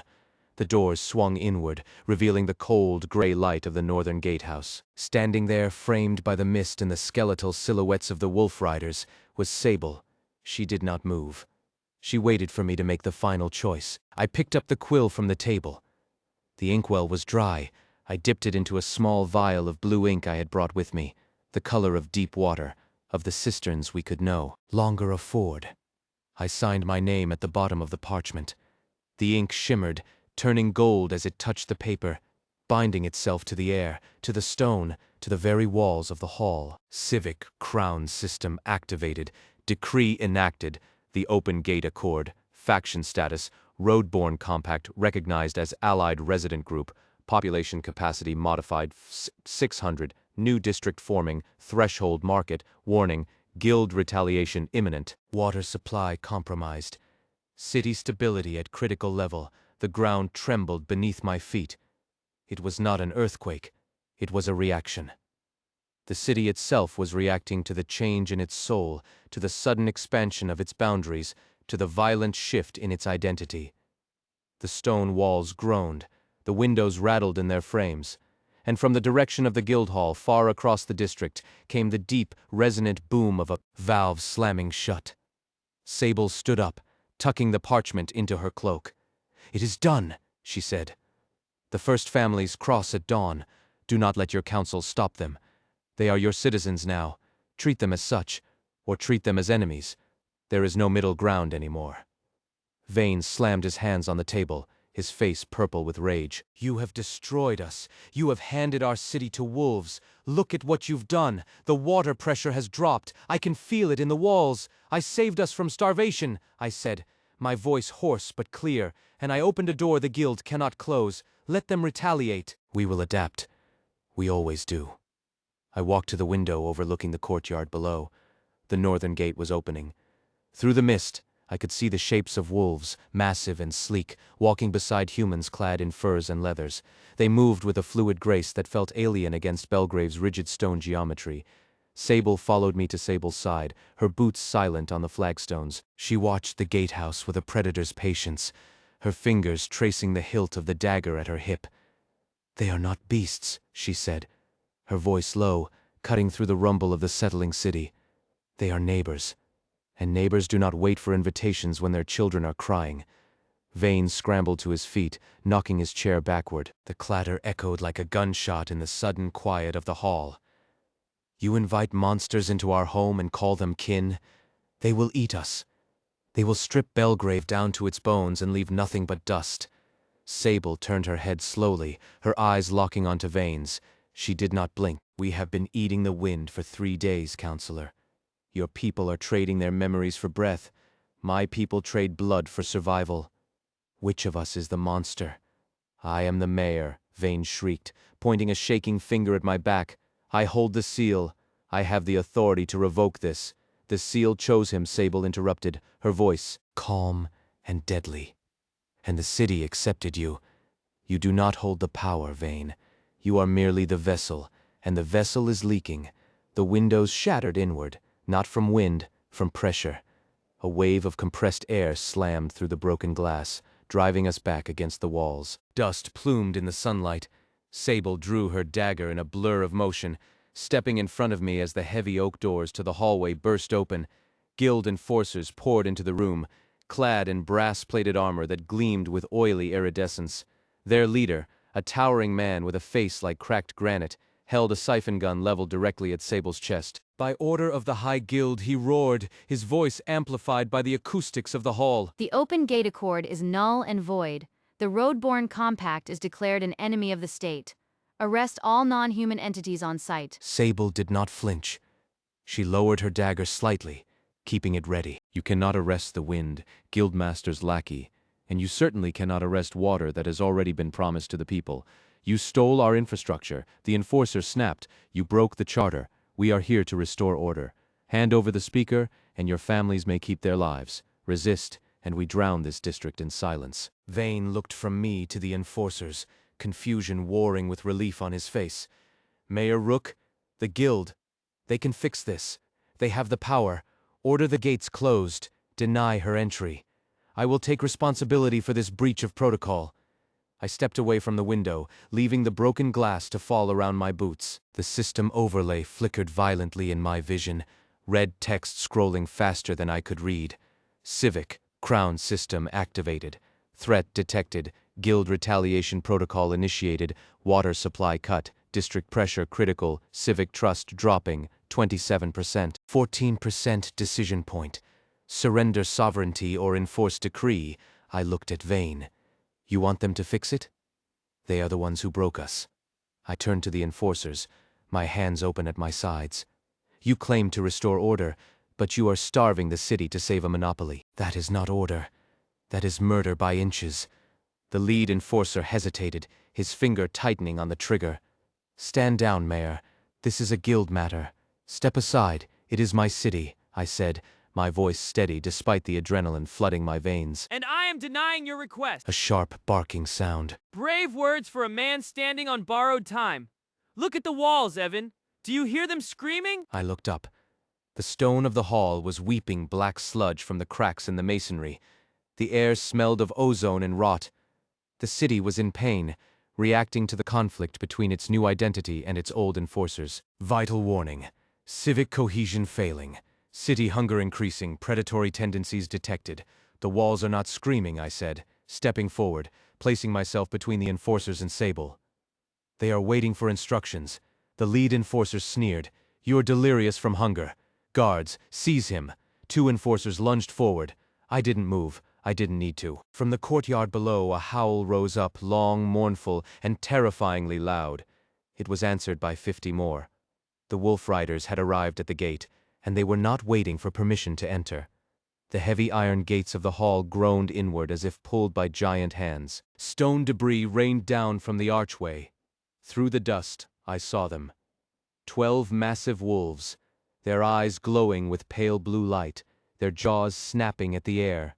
Behind them, the Roadborne family stood ready, bows drawn, spears pointed. Sable lowered her dagger completely. The accord is signed, she said, her voice carrying over the chaos. They are citizens now. Attack them, and you declare war on Bellgrave itself. The lead enforcer looked at the wolves, then at me, his face draining of color. You've cursed us. Evan looked at the enforcer's trembling hand, then up at the weeping stone above them. The sludge dripping from the archway wasn't just mold. It was liquid memory leaking out because the city couldn't hold its own history against the guild's pressure. You have a choice. Keeping his voice low so the wolves wouldn't interpret it as aggression. Stand down and help me pressurize the lines, or I let the walls decide who belongs inside. The enforcer spat on the floor. The guild doesn't negotiate with traitors. He signaled his 2 men. Grab the mayor. Secure the witch. Sable moved first. She didn't strike them. She stepped back, dropping her dagger to the stone. It clattered loudly, a deliberate sound of surrender that confused everyone in the room. Look! Pointing to the floorboards beneath the enforcer's boots. They are walking on my skin. The lead enforcer looked down. The wood wasn't wood anymore. It was flesh, warm and pulsing, veins throbbing under his polished leather boots. He scrambled back, losing his footing. The siphon gun fired a wild burst of steam into the ceiling, scorching the stone. The city accepts you, but it does not like being squeezed. I stepped away from the window, leaving the broken glass to fall around my boots. The system overlay flickered violently in my vision, red text scrolling faster than I could read. Civic Crown System activated. Threat detected. Guild retaliation protocol initiated. Water supply cut. District pressure critical. Civic trust dropping. 27%, 14%. Decision point. Surrender sovereignty or enforce decree. I looked at Vane. You want them to fix it? They are the ones who broke us. I turned to the enforcers, my hands open at my sides. You claim to restore order. But you are starving the city to save a monopoly. That is not order. That is murder by inches. The lead enforcer hesitated, his finger tightening on the trigger. Stand down, Mayor. This is a guild matter. Step aside. It is my city, I said, my voice steady despite the adrenaline flooding my veins. And I am denying your request. A sharp, barking sound. Brave words for a man standing on borrowed time. Look at the walls, Evan. Do you hear them screaming? I looked up. The stone of the hall was weeping black sludge from the cracks in the masonry. The air smelled of ozone and rot. The city was in pain, reacting to the conflict between its new identity and its old enforcers. Vital warning. Civic cohesion failing, city hunger increasing, predatory tendencies detected.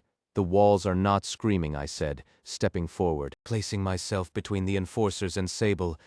They are waiting for instructions. The lead enforcer sneered. You're delirious from hunger. Guards, seize him. 2 enforcers lunged forward. I didn't move. I didn't need to. From the courtyard below, a howl rose up. Long, mournful, and terrifyingly loud. It was answered by 50 more. The wolf riders had arrived at the gate, and they were not waiting for permission to enter. The heavy iron gates of the hall groaned inward as if pulled by giant hands. Stone debris rained down from the archway. Through the dust, I saw them, 12 massive wolves, their eyes glowing with pale blue light, their jaws snapping at the air. Behind them, the road-born families stood ready, bows drawn, spears pointed. Sable lowered her dagger completely. The accord is signed, she said, her voice carrying over the chaos. They are citizens now. Attack them, and you declare war on Bellgrave itself. The lead enforcer looked at the wolves, then at me, his face draining of color. You've cursed us to die for a pact with beasts. I gave them rights. I corrected him. Rights come with teeth. Vane scrambled behind the heavy oak table, pulling his legs up onto the surface. Kill her! He shrieked at the enforcers. Shoot the witch! If she dies, the accord voids! Do your duty! The lead enforcer looked at Vane, then at the wolves, then at me. He lowered his gun slightly. I don't fight wars for politicians who hide behind tables. You are guild. Stepping past me to face the soldiers directly. Your loyalty is to the water, not the man. Where is the water? She walked toward the window, ignoring the raised weapons. She stopped at the shattered glass, looking out over the city. The sky above Bellgrave had turned a bruised purple. The clouds were stationary, frozen in place as if the air itself had solidified. Down there, pointing to the district below. The guild has capped every valve from their estate up to your reservoirs. They aren't just cutting off water. They are holding the city's blood hostage. I felt the system pulse against my temples. A new prompt appeared, urgent and red. Crisis detected. Structural collapse imminent. Root cause. External pressure exceeding foundation capacity. Solution, distribute pressure equally across all civic nodes. Cost, immediate authority. Transfer to district spirits. I turned back to the enforcers. The ground trembled beneath my boots, a rhythmic shaking that had nothing to do with fear, and everything to do with the weight of what was coming. It was the 30th night, and the air in Bellgrave tasted like copper and old rain. I stood on the edge of the central plaza, the cracked mayoral seal warm and heavy in my palm. Below me, the cobblestones seemed to pulse, veins of faint blue light threading through the cracks like exposed nerves. Around me, the 7 districts were moving. They didn't walk, they flowed. Hundreds of citizens poured from the narrow alleys of the Thirst District, the soot-stained facades of the Gutterlight Ward, and the stone-walled quarters of the road-born enclave. The streets themselves seemed to guide them, tilting subtly, widening just enough to funnel everyone toward the center. It was less a procession and more a herd being driven. The faces were blank, their eyes fixed on the space beneath the plaza floor, where the founders below waited. The crowd is quiet. She held her cloak tight around her shoulders, her knuckles white. That's worse than if they were screaming.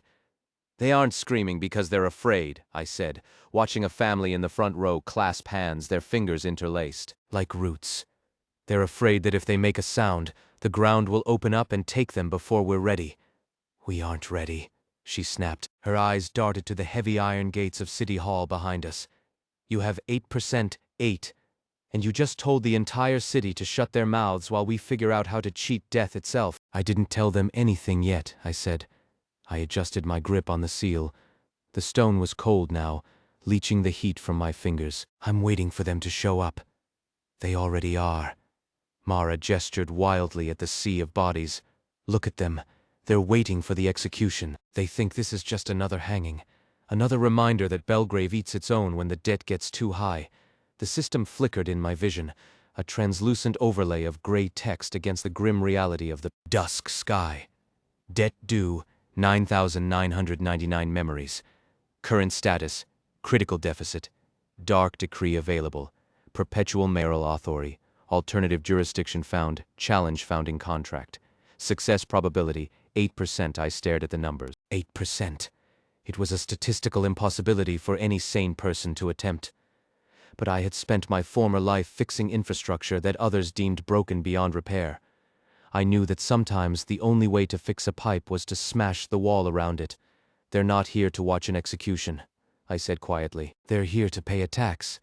And you think we can argue with dead architects? Mara laughed, a sharp, brittle sound. They've been dead for 300 years, Evan. They don't care about arguments. They care about balance. And we are in the red. The balance is rigged, I corrected her. I took a step forward, toward the edge of the plaza where the air grew cold enough to see my breath. I proved that. I proved that the charter only applies to willing contributions. These people didn't sign up for this. They were born into it. Intent doesn't matter to contract. Her voice dropping. Not if the contract is older than intent. A low rumble began beneath our feet. It wasn't sound. It was pressure, a deep resonance that vibrated in the teeth and the bones of the skull. The crowd gasped in unison. The blue light in the cobblestones flared, brightening from a dull glow to a blinding white. From the center of the plaza, the stone began to crack. A fissure split the pavement, widening into a jagged maw that dropped into darkness. Shadows poured out of it, not as smoke, but as shapes. Tall, thin figures with too many joints and faces like carved masks emerged from the gloom. They stood in rows, silent and imposing, looking up at us with empty eye sockets. The voices came next. They didn't come through the air. They bloomed directly inside my head, overlapping, layering, a chorus of dead men speaking with one voice. You are mayor because we permit it. I flinched. The words were not loud, but they carried the weight of granite. Every citizen in the plaza froze, their eyes widening as they felt the intrusion. Mara grabbed my arm, her nails digging into my sleeve. Don't engage, she hissed. Not yet. We don't have the leverage. We never had leverage, I said. My heart was hammering against my ribs, but my hands were steady. I raised the mayoral seal high above my head. The stone caught the fading light of the sun, gleaming like a fallen star. Then attend the meeting. You have been absent for 300 years. The shadows paused. The chorus in my mind stuttered, a glitch in the ancient machinery. Perpetual authority is available. The system whispered in my thoughts, tempting and dark. Accept the decree, satisfy the debt with your sovereignty, save them all, become absolute. The temptation was a physical ache. I could feel it pulling at me, offering an end to the struggle, an end to the fear. If I accepted, every law I wrote would stand forever. No appeals, no challenges, no more fragile alliances. Just order, absolute terrifying order. I looked at Mara. Mara's eyes were wide, reflecting the cold blue light of the fissure. She didn't say a word. Her silence was louder than any objection. She knew what I was hearing. She knew what the system was offering, and she knew that if I took it, I would cease to be the mayor they had elected and become a tyrant they could never remove. I lowered the seal slowly. The weight of it felt like a leaden anchor in my hand. It's a trap, I said, keeping my voice low so only Mara could hear over the rising hum of the crowd. If I accept perpetual authority, the contract resets. The debt is paid with my freedom. And next time they come for memories, I won't be able to say no. Then don't say yes. Her grip on my arm tightened. You have another option. The system showed it. Challenge the contract. I have 8%, I reminded her. 8% chance of success against 300 years of precedent and dead gods who don't care about due process. Then make the other 92% count, she snapped. She released my arm and stepped toward the edge of the plaza, her cloak billowing in the unnatural wind rising from the fissure. Evan, look at them. Look at the roadborne. Look at Gutterlight. They are here because they trust you to find a way out that doesn't involve selling their souls.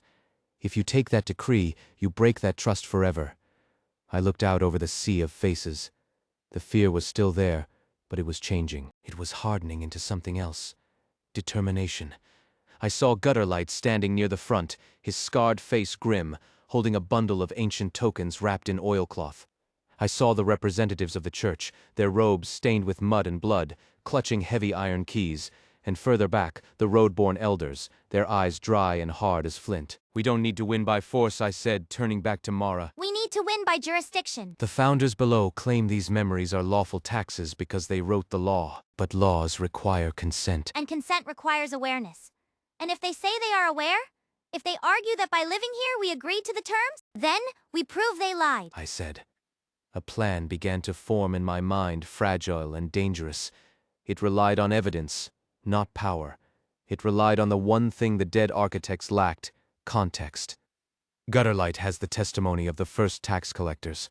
The church has the original charter copies from before the corruption. The roadborne have the treaty that predates the city's founding.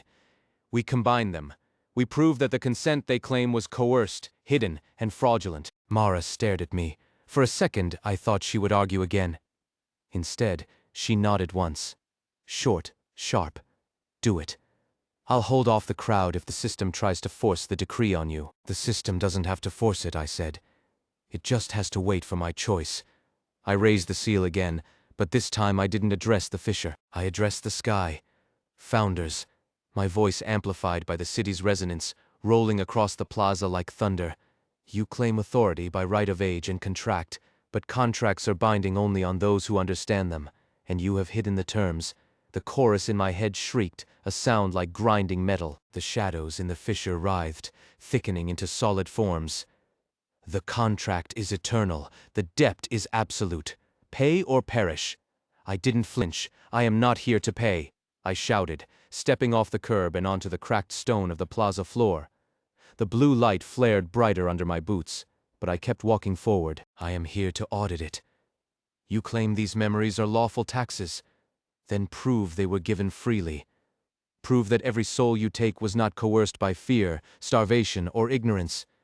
We are the founders. We make the law. You made the law, I countered. But you didn't make it known until after the fact. That is fraud. And in Bellgrave, fraud voids a contract. Gutterlight, bring forward the testimony! Gutterlight stepped out from the crowd. He held up the oilcloth bundle, unwrapping it to reveal a stack of charred ledgers and wax-sealed scrolls. His voice was rough but clear. These are the original intake records. Look at them. Every single entry is marked compulsory. There is no consent, only collection. A murmur ran through the crowd. The blank fear in their eyes flickered with recognition. The church counters. A voice boomed from behind Gutterlight. A high priestess stepped forward, her robes stark white against the grime of the streets. She held up a heavy iron key, glowing with faint gold light. We hold the original charter. Article 1. The city gives life in exchange for remembrance. But there is no clause permitting forced extraction. The gift was implied, not demanded. Silence, the voices roared. The fissure widened, and the shadows began to surge upward, forming towering figures of darkness that loomed over the plaza. The debt must be paid. The city demands.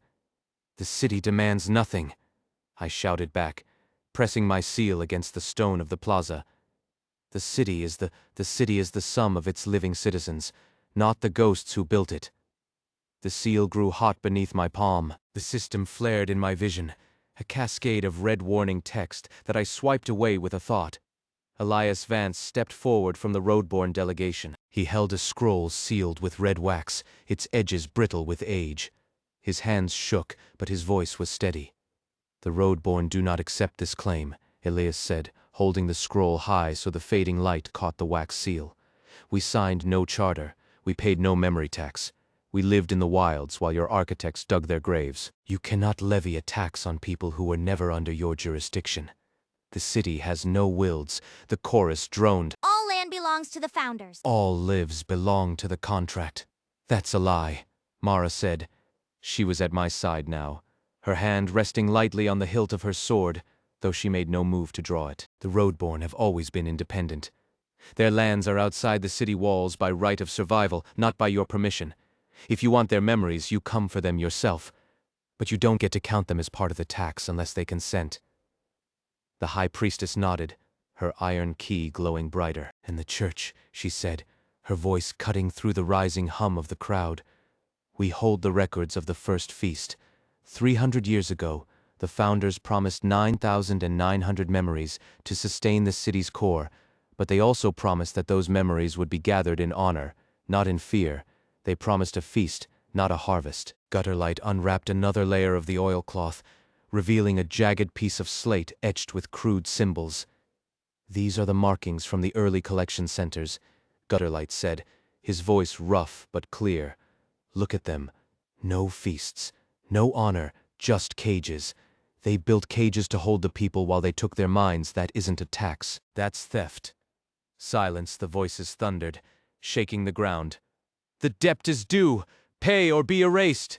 The fissure widened, and the blue light turned crimson. I stepped forward, placing myself between the crowd and the abyss. My hands were shaking, but I held the seal firm. "You want payment?" I asked, my voice calm despite the terror clawing at my throat. "Fine, but you will pay it by our terms, not yours." The entity paused, its form flickering like a dying flame. "Your terms are irrelevant. The contract is absolute. The contract is void if built on fraud," I said. "And you are guilty of the greatest fraud of all. You claimed authority over people who never agreed to be yours. You counted unwilling minds as lawful currency. That invalidates every second of that debt." Mara drew her sword, not to fight, but to point at the crowd behind me. "Look at them," she said, her voice ringing out across the plaza. "Are they afraid? Yes, but do they consent to your debt? No, they are forced. And in Bellgrave, coercion is not consent." The High Priestess raised her key, holding it up like a beacon. "The Church recognizes no authority that violates free will," she declared, her voice echoing off the surrounding buildings. "We declare this contract null and void." Gutterlight slammed his slate onto the ground, the crack echoing like a gunshot. "The Roadborn deny your jurisdiction." Elias Vance unrolled his scroll, holding it up for all to see. "The Roadborn demand restitution, null and void, null and void." I pressed the seal harder against the stone. The system flashed one last warning. "Challenge accepted. Success probability 8%. I didn't care about the odds. I cared about the truth, and the truth was loud enough to shake the foundations of the city. The stone beneath my boots vibrated with the force of the crowd's collective shout, but the darkness above remained stubbornly immovable. The crimson light from the fissure pulsed like a diseased heart, casting long, jagged shadows across the plaza. I could feel the weight of the failing contract pressing against my skull, a pressure that threatened to crack my teeth and split my mind. The system is screaming. His voice low, cutting through the roar. He didn't look at the entity. He looked at me, his eyes wide with a mixture of awe and terror. "It says we're fighting gravity itself. If the debt isn't paid by midnight, it takes everything, not just memories. Souls." Elias Vance stepped up beside me, his scroll still unrolled. He wiped sweat from his brow with a trembling hand. "Then we have less than an hour," he said, "and your odds are slim. 8% is not a probability, it's a death sentence." "It's the only path that doesn't end in tyranny," I replied, keeping my eyes on the swirling mass of shadows. I could feel the pull of the alternative, the dark decree, waiting in the back of my mind like a seductive whisper. It offered safety, order, control. All I had to do was sign away the Assembly's right to appeal. Mara shifted her weight, her sword still raised but lowered slightly. "Evan," she said, her tone sharp. "Don't look at it. Don't let it in. We need witnesses. Not just here. Everywhere." But the signal is weak. "The interference from the founders." It's drowning out the transmission. Then we boost it. He reached into his tunic and pulled out a small, jagged shard of glass. It was one of the lenses from the old cistern gauges. I can hook this to the church bell. The resonance will carry the sound to every square in Bellgrave. Now, Gutterlight turned and ran toward the steps of the cathedral, his boots clattering against the stone. He disappeared into the darkness of the archway a moment before the high priestess moved. "The bells are silent," she said, her voice tight. "We haven't rung them in centuries. To ring them now is to declare war. We're already at war," I said. "Ring them." She hesitated, her hand hovering over the thick iron rope that hung from the belfry door. Then, with a grunt of effort, she pulled it hard. The bell groaned, a deep, mournful tone that shook the dust from the rafters. It was a single note, but it carried weight. It carried history. The roadborne will hear. Watching the shadow above writhe in response to the sound. They are bound by the treaty, but they are not bound by your fear. No, I agreed. The entity below us shifted, its form coalescing into a faceless giant that hovered just above the crowd's heads. The air grew cold, biting through our coats and freezing the sweat on our skin. "The bell is a trumpet of defiance," the voice boomed, shaking the windows of the surrounding buildings. "We are the founders. We are the law. Your truth is irrelevant. Our truth is that you are thieves," I shouted back, my voice amplified by the seal in my hand. The giant's faceless head tilted. "We sustain the walls. We hold back the dark. Without us, you are dead.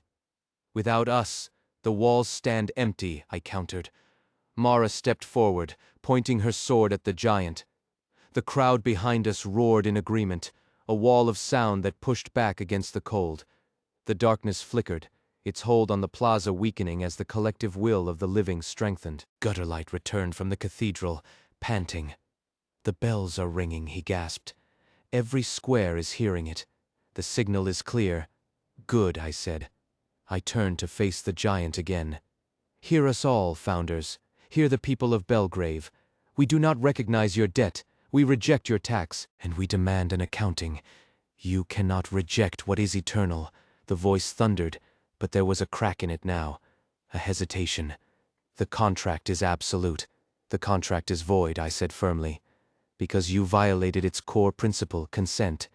And without consent there is no law, only force. And we are done with force." The giant raised a massive hand, and the sky began to rain ash. The cold intensified, turning my breath into clouds of ice. "Then we take what is ours by right," it said. "No," I said. "You will not. Because today, Bell—" The stone beneath my knees was cold, a sharp, grounding pressure against the shins that felt like the last honest thing in Bellgrave. I looked up. The execution platform loomed, a jagged tooth of gray masonry jutting out over the crowd below. Below them, thousands of faces were upturned, not with hope, but with a hollow, gnawing hunger. Their eyes were vacant slits where memories should have been. Parents looked at their children and saw strangers. Spouses touched each other's hands and felt only the friction of dry skin. The memory tax had bled them white for months, leaving Bellgrave a husk demanding more. The executioner stood to my left, his mask polished obsidian, his blade gleaming under the sickly yellow light of the street lamps. To my right hung the body of Mayor Vane, the man who had signed the last levy. He was stiff, already cooling, a warning etched in flesh and bone. I did not struggle as the rope was looped around my neck. It felt familiar, like the weight of a bad contract I'd tried to negotiate. My mind raced through the legal code of the system, the municipal bylaws buried under layers of curse and decay. There had to be a clause. A voice boomed from the sky, not thunder but projection, vibrating in my teeth. The founders. They were watching. They had invited me here for this spectacle, to demonstrate that even the city's choice could be crushed by its own hunger. Why do you resist the natural order? The executioner's voice was muffled behind his mask, but clear enough. The city demands payment. You offer resistance instead. A correction before you kill me. Before you kill anyone else. The law is absolute, a woman in the front row shrieked. It was Mara, her face streaked with tears that hadn't been there an hour ago because she had forgotten why she was crying. Pay the tax. Give us back our past. I am giving you citizenship, I shouted back, my voice cracking but projecting. That is the loophole. Look at the charter, founders. Read it aloud for the record. Section 4, paragraph 9, I recited. forcing the words out through the constriction. The civic soul shall only sustain those who are bound by oath. I pulled at the rope, testing its tension. Mara stepped forward, her hands trembling. What does that matter? We live here. It matters because a city cannot tax those it does not recognize, I said. The contract is void if the subject doesn't exist. You're trying to harvest water from a desert and call it rain. The sky darkened. The air grew heavy, static electricity raising the hair on my arms. I could feel their attention like a physical weight pressing down on the gallows. You speak of laws you do not understand. Raising the blade. We have harvested Bellgrave for centuries. Have you? I locked eyes with him through the gaps in his mask. Prove it. Show me the registry. Show me the list of citizens who are currently owing taxes. Silence stretched. The wind died down. The street lamps flickered. There is no registry. Hearing what I meant before she understood it herself. There is only debt. No registry means no citizenship. No citizenship means no legal standing to be taxed. You're not collecting a fee. You're committing theft against non-citizens, and in Bellgrave, theft by the state is a breach of contract with the city itself. The ground shuddered. A deep groaning sound echoed from the foundations of the platform, rising through the stone into my bones. It wasn't anger. It was recognition. The civic soul expands. Lowering his blade slightly, confusion entering his voice. What have you done? I've listed you all, I said, looking out at the crowd. At Mara. At the people who had lost their children and their marriages. Every living resident, human, monster, gutterlight. You are all citizens now, and Bellgrave does not tax its own. The wall behind me groaned. The stone rippled like water, then solidified into jagged, muscular shapes. I turned my head. The ancient fortifications of Bellgrave were waking up. They weren't just stone anymore. They were teeth, and they were hungry. Mayor. Taking a step back from me. The walls. They're biting back. I said, and for the first time in months, I felt the city's pulse sync with my own. The stone beneath my knees remained cold, but the heat radiating from the walls behind me was enough to singe the back of my calves. I didn't look back. I kept my eyes on the executioner, who had dropped his blade. The steel clattered against the wood, a lonely, sharp sound in the sudden silence of the square. Put it away, I said. Your job is done. The executioner did not move for a long moment. He stood with his hands at his sides, his obsidian mask reflecting the distorted faces of the crowd. Then, slowly, he bent down and picked up his sword, sheathing it with a mechanical click that seemed too loud in the hush. You have broken the rhythm. His voice was flat, devoid of its previous theatrical menace. It sounded like gravel grinding together. The hunger remains. The walls move, but the belly is still empty. The belly is fed by law, not just meat, I said. I pushed myself up from the platform, my legs shaking under the weight of the noose still around my neck. The rope burned my skin, a red brand rising to meet the ghost of a scar. Read the registry, executioner. Tell me what you see. There is no debt. The words hung in the air, heavy and impossible. There are 10,000 citizens. They owe nothing. They possess everything they were given. Mara pushed through the front row of the crowd, her face pale but her eyes wide with a terror that wasn't about death. Is it true? She asked. She barely spoke above a whisper, yet everyone leaned in to hear her. Are we ours again? Yes, I said. The word felt like a key turning in a rusted lock. The founders forced my hand. They tried to hang me for treason, but they forgot the first rule of municipal governance. You cannot govern those who do not exist. I reached up and unlooped the rope from my neck. I rubbed the red mark on my throat, wincing at the sting. You gave me citizenship. She looked down at her hands, then at the woman next to her who had been weeping only moments before. You made us real. I did what the charter required, I said. The ground lurched. It wasn't a tremor, it was a motion. The outer wall of Bellgrave, 300 feet away and visible only as a jagged silhouette against the bruised purple sky, shifted. A massive section of masonry detached itself from the parapet, sliding outward with the grinding shriek of stone on stone. It rose like a raised fist, blocking out the stars. Then it lowered. A gate in that distant wall opened, not a wooden door, but a slit in the rock that widened into a mouth. Through the gap, I saw them. Rows of soldiers, polished white armor. The pristine, sterile uniformity of the Ivory Meridian annexation fleet. They stood in perfect formation on a floating barge that hovered just beyond the reach of Bellgrave's defensive perimeter. They're here. The creditors have arrived. Let them pass. Stepping closer to me, her hand found mine. Her fingers were cold, but they held on tight. If we are citizens now, maybe they can help us stabilize the water lines? I don't think they're here to help, I said. I looked at the wall again. A low thrumming vibration traveled through the platform, down into my boots and up into my chest. It was a demand. A voice echoed in my mind, not from the sky this time, but from the stones themselves. It was dry, ancient, and utterly devoid of mercy. Choice required. Release the immersed or hold as hostages. The walls have spoken, I said to Mara. They've caught the Meridian fleet in the cross-gate tension. They're holding the Imperial soldiers inside our perimeter. But the deal is simple. Mara frowned. What deal? Release the soldiers publicly, or the walls crush them, I said. If I keep them as hostages, the city goes to war with the Empire. If I release them, I use their contracts to void my own debt. It's a trade.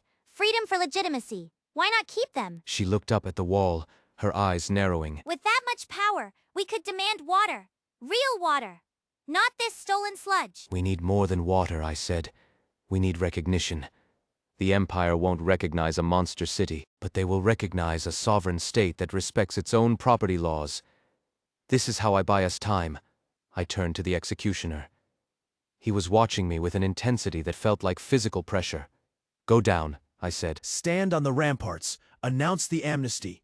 Tell them Bellgrave honors its debts by clearing them. And if the Empire refuses, then the walls eat them. I said. But they won't refuse. Not when I've given them the chance to walk away. The executioner did not hesitate.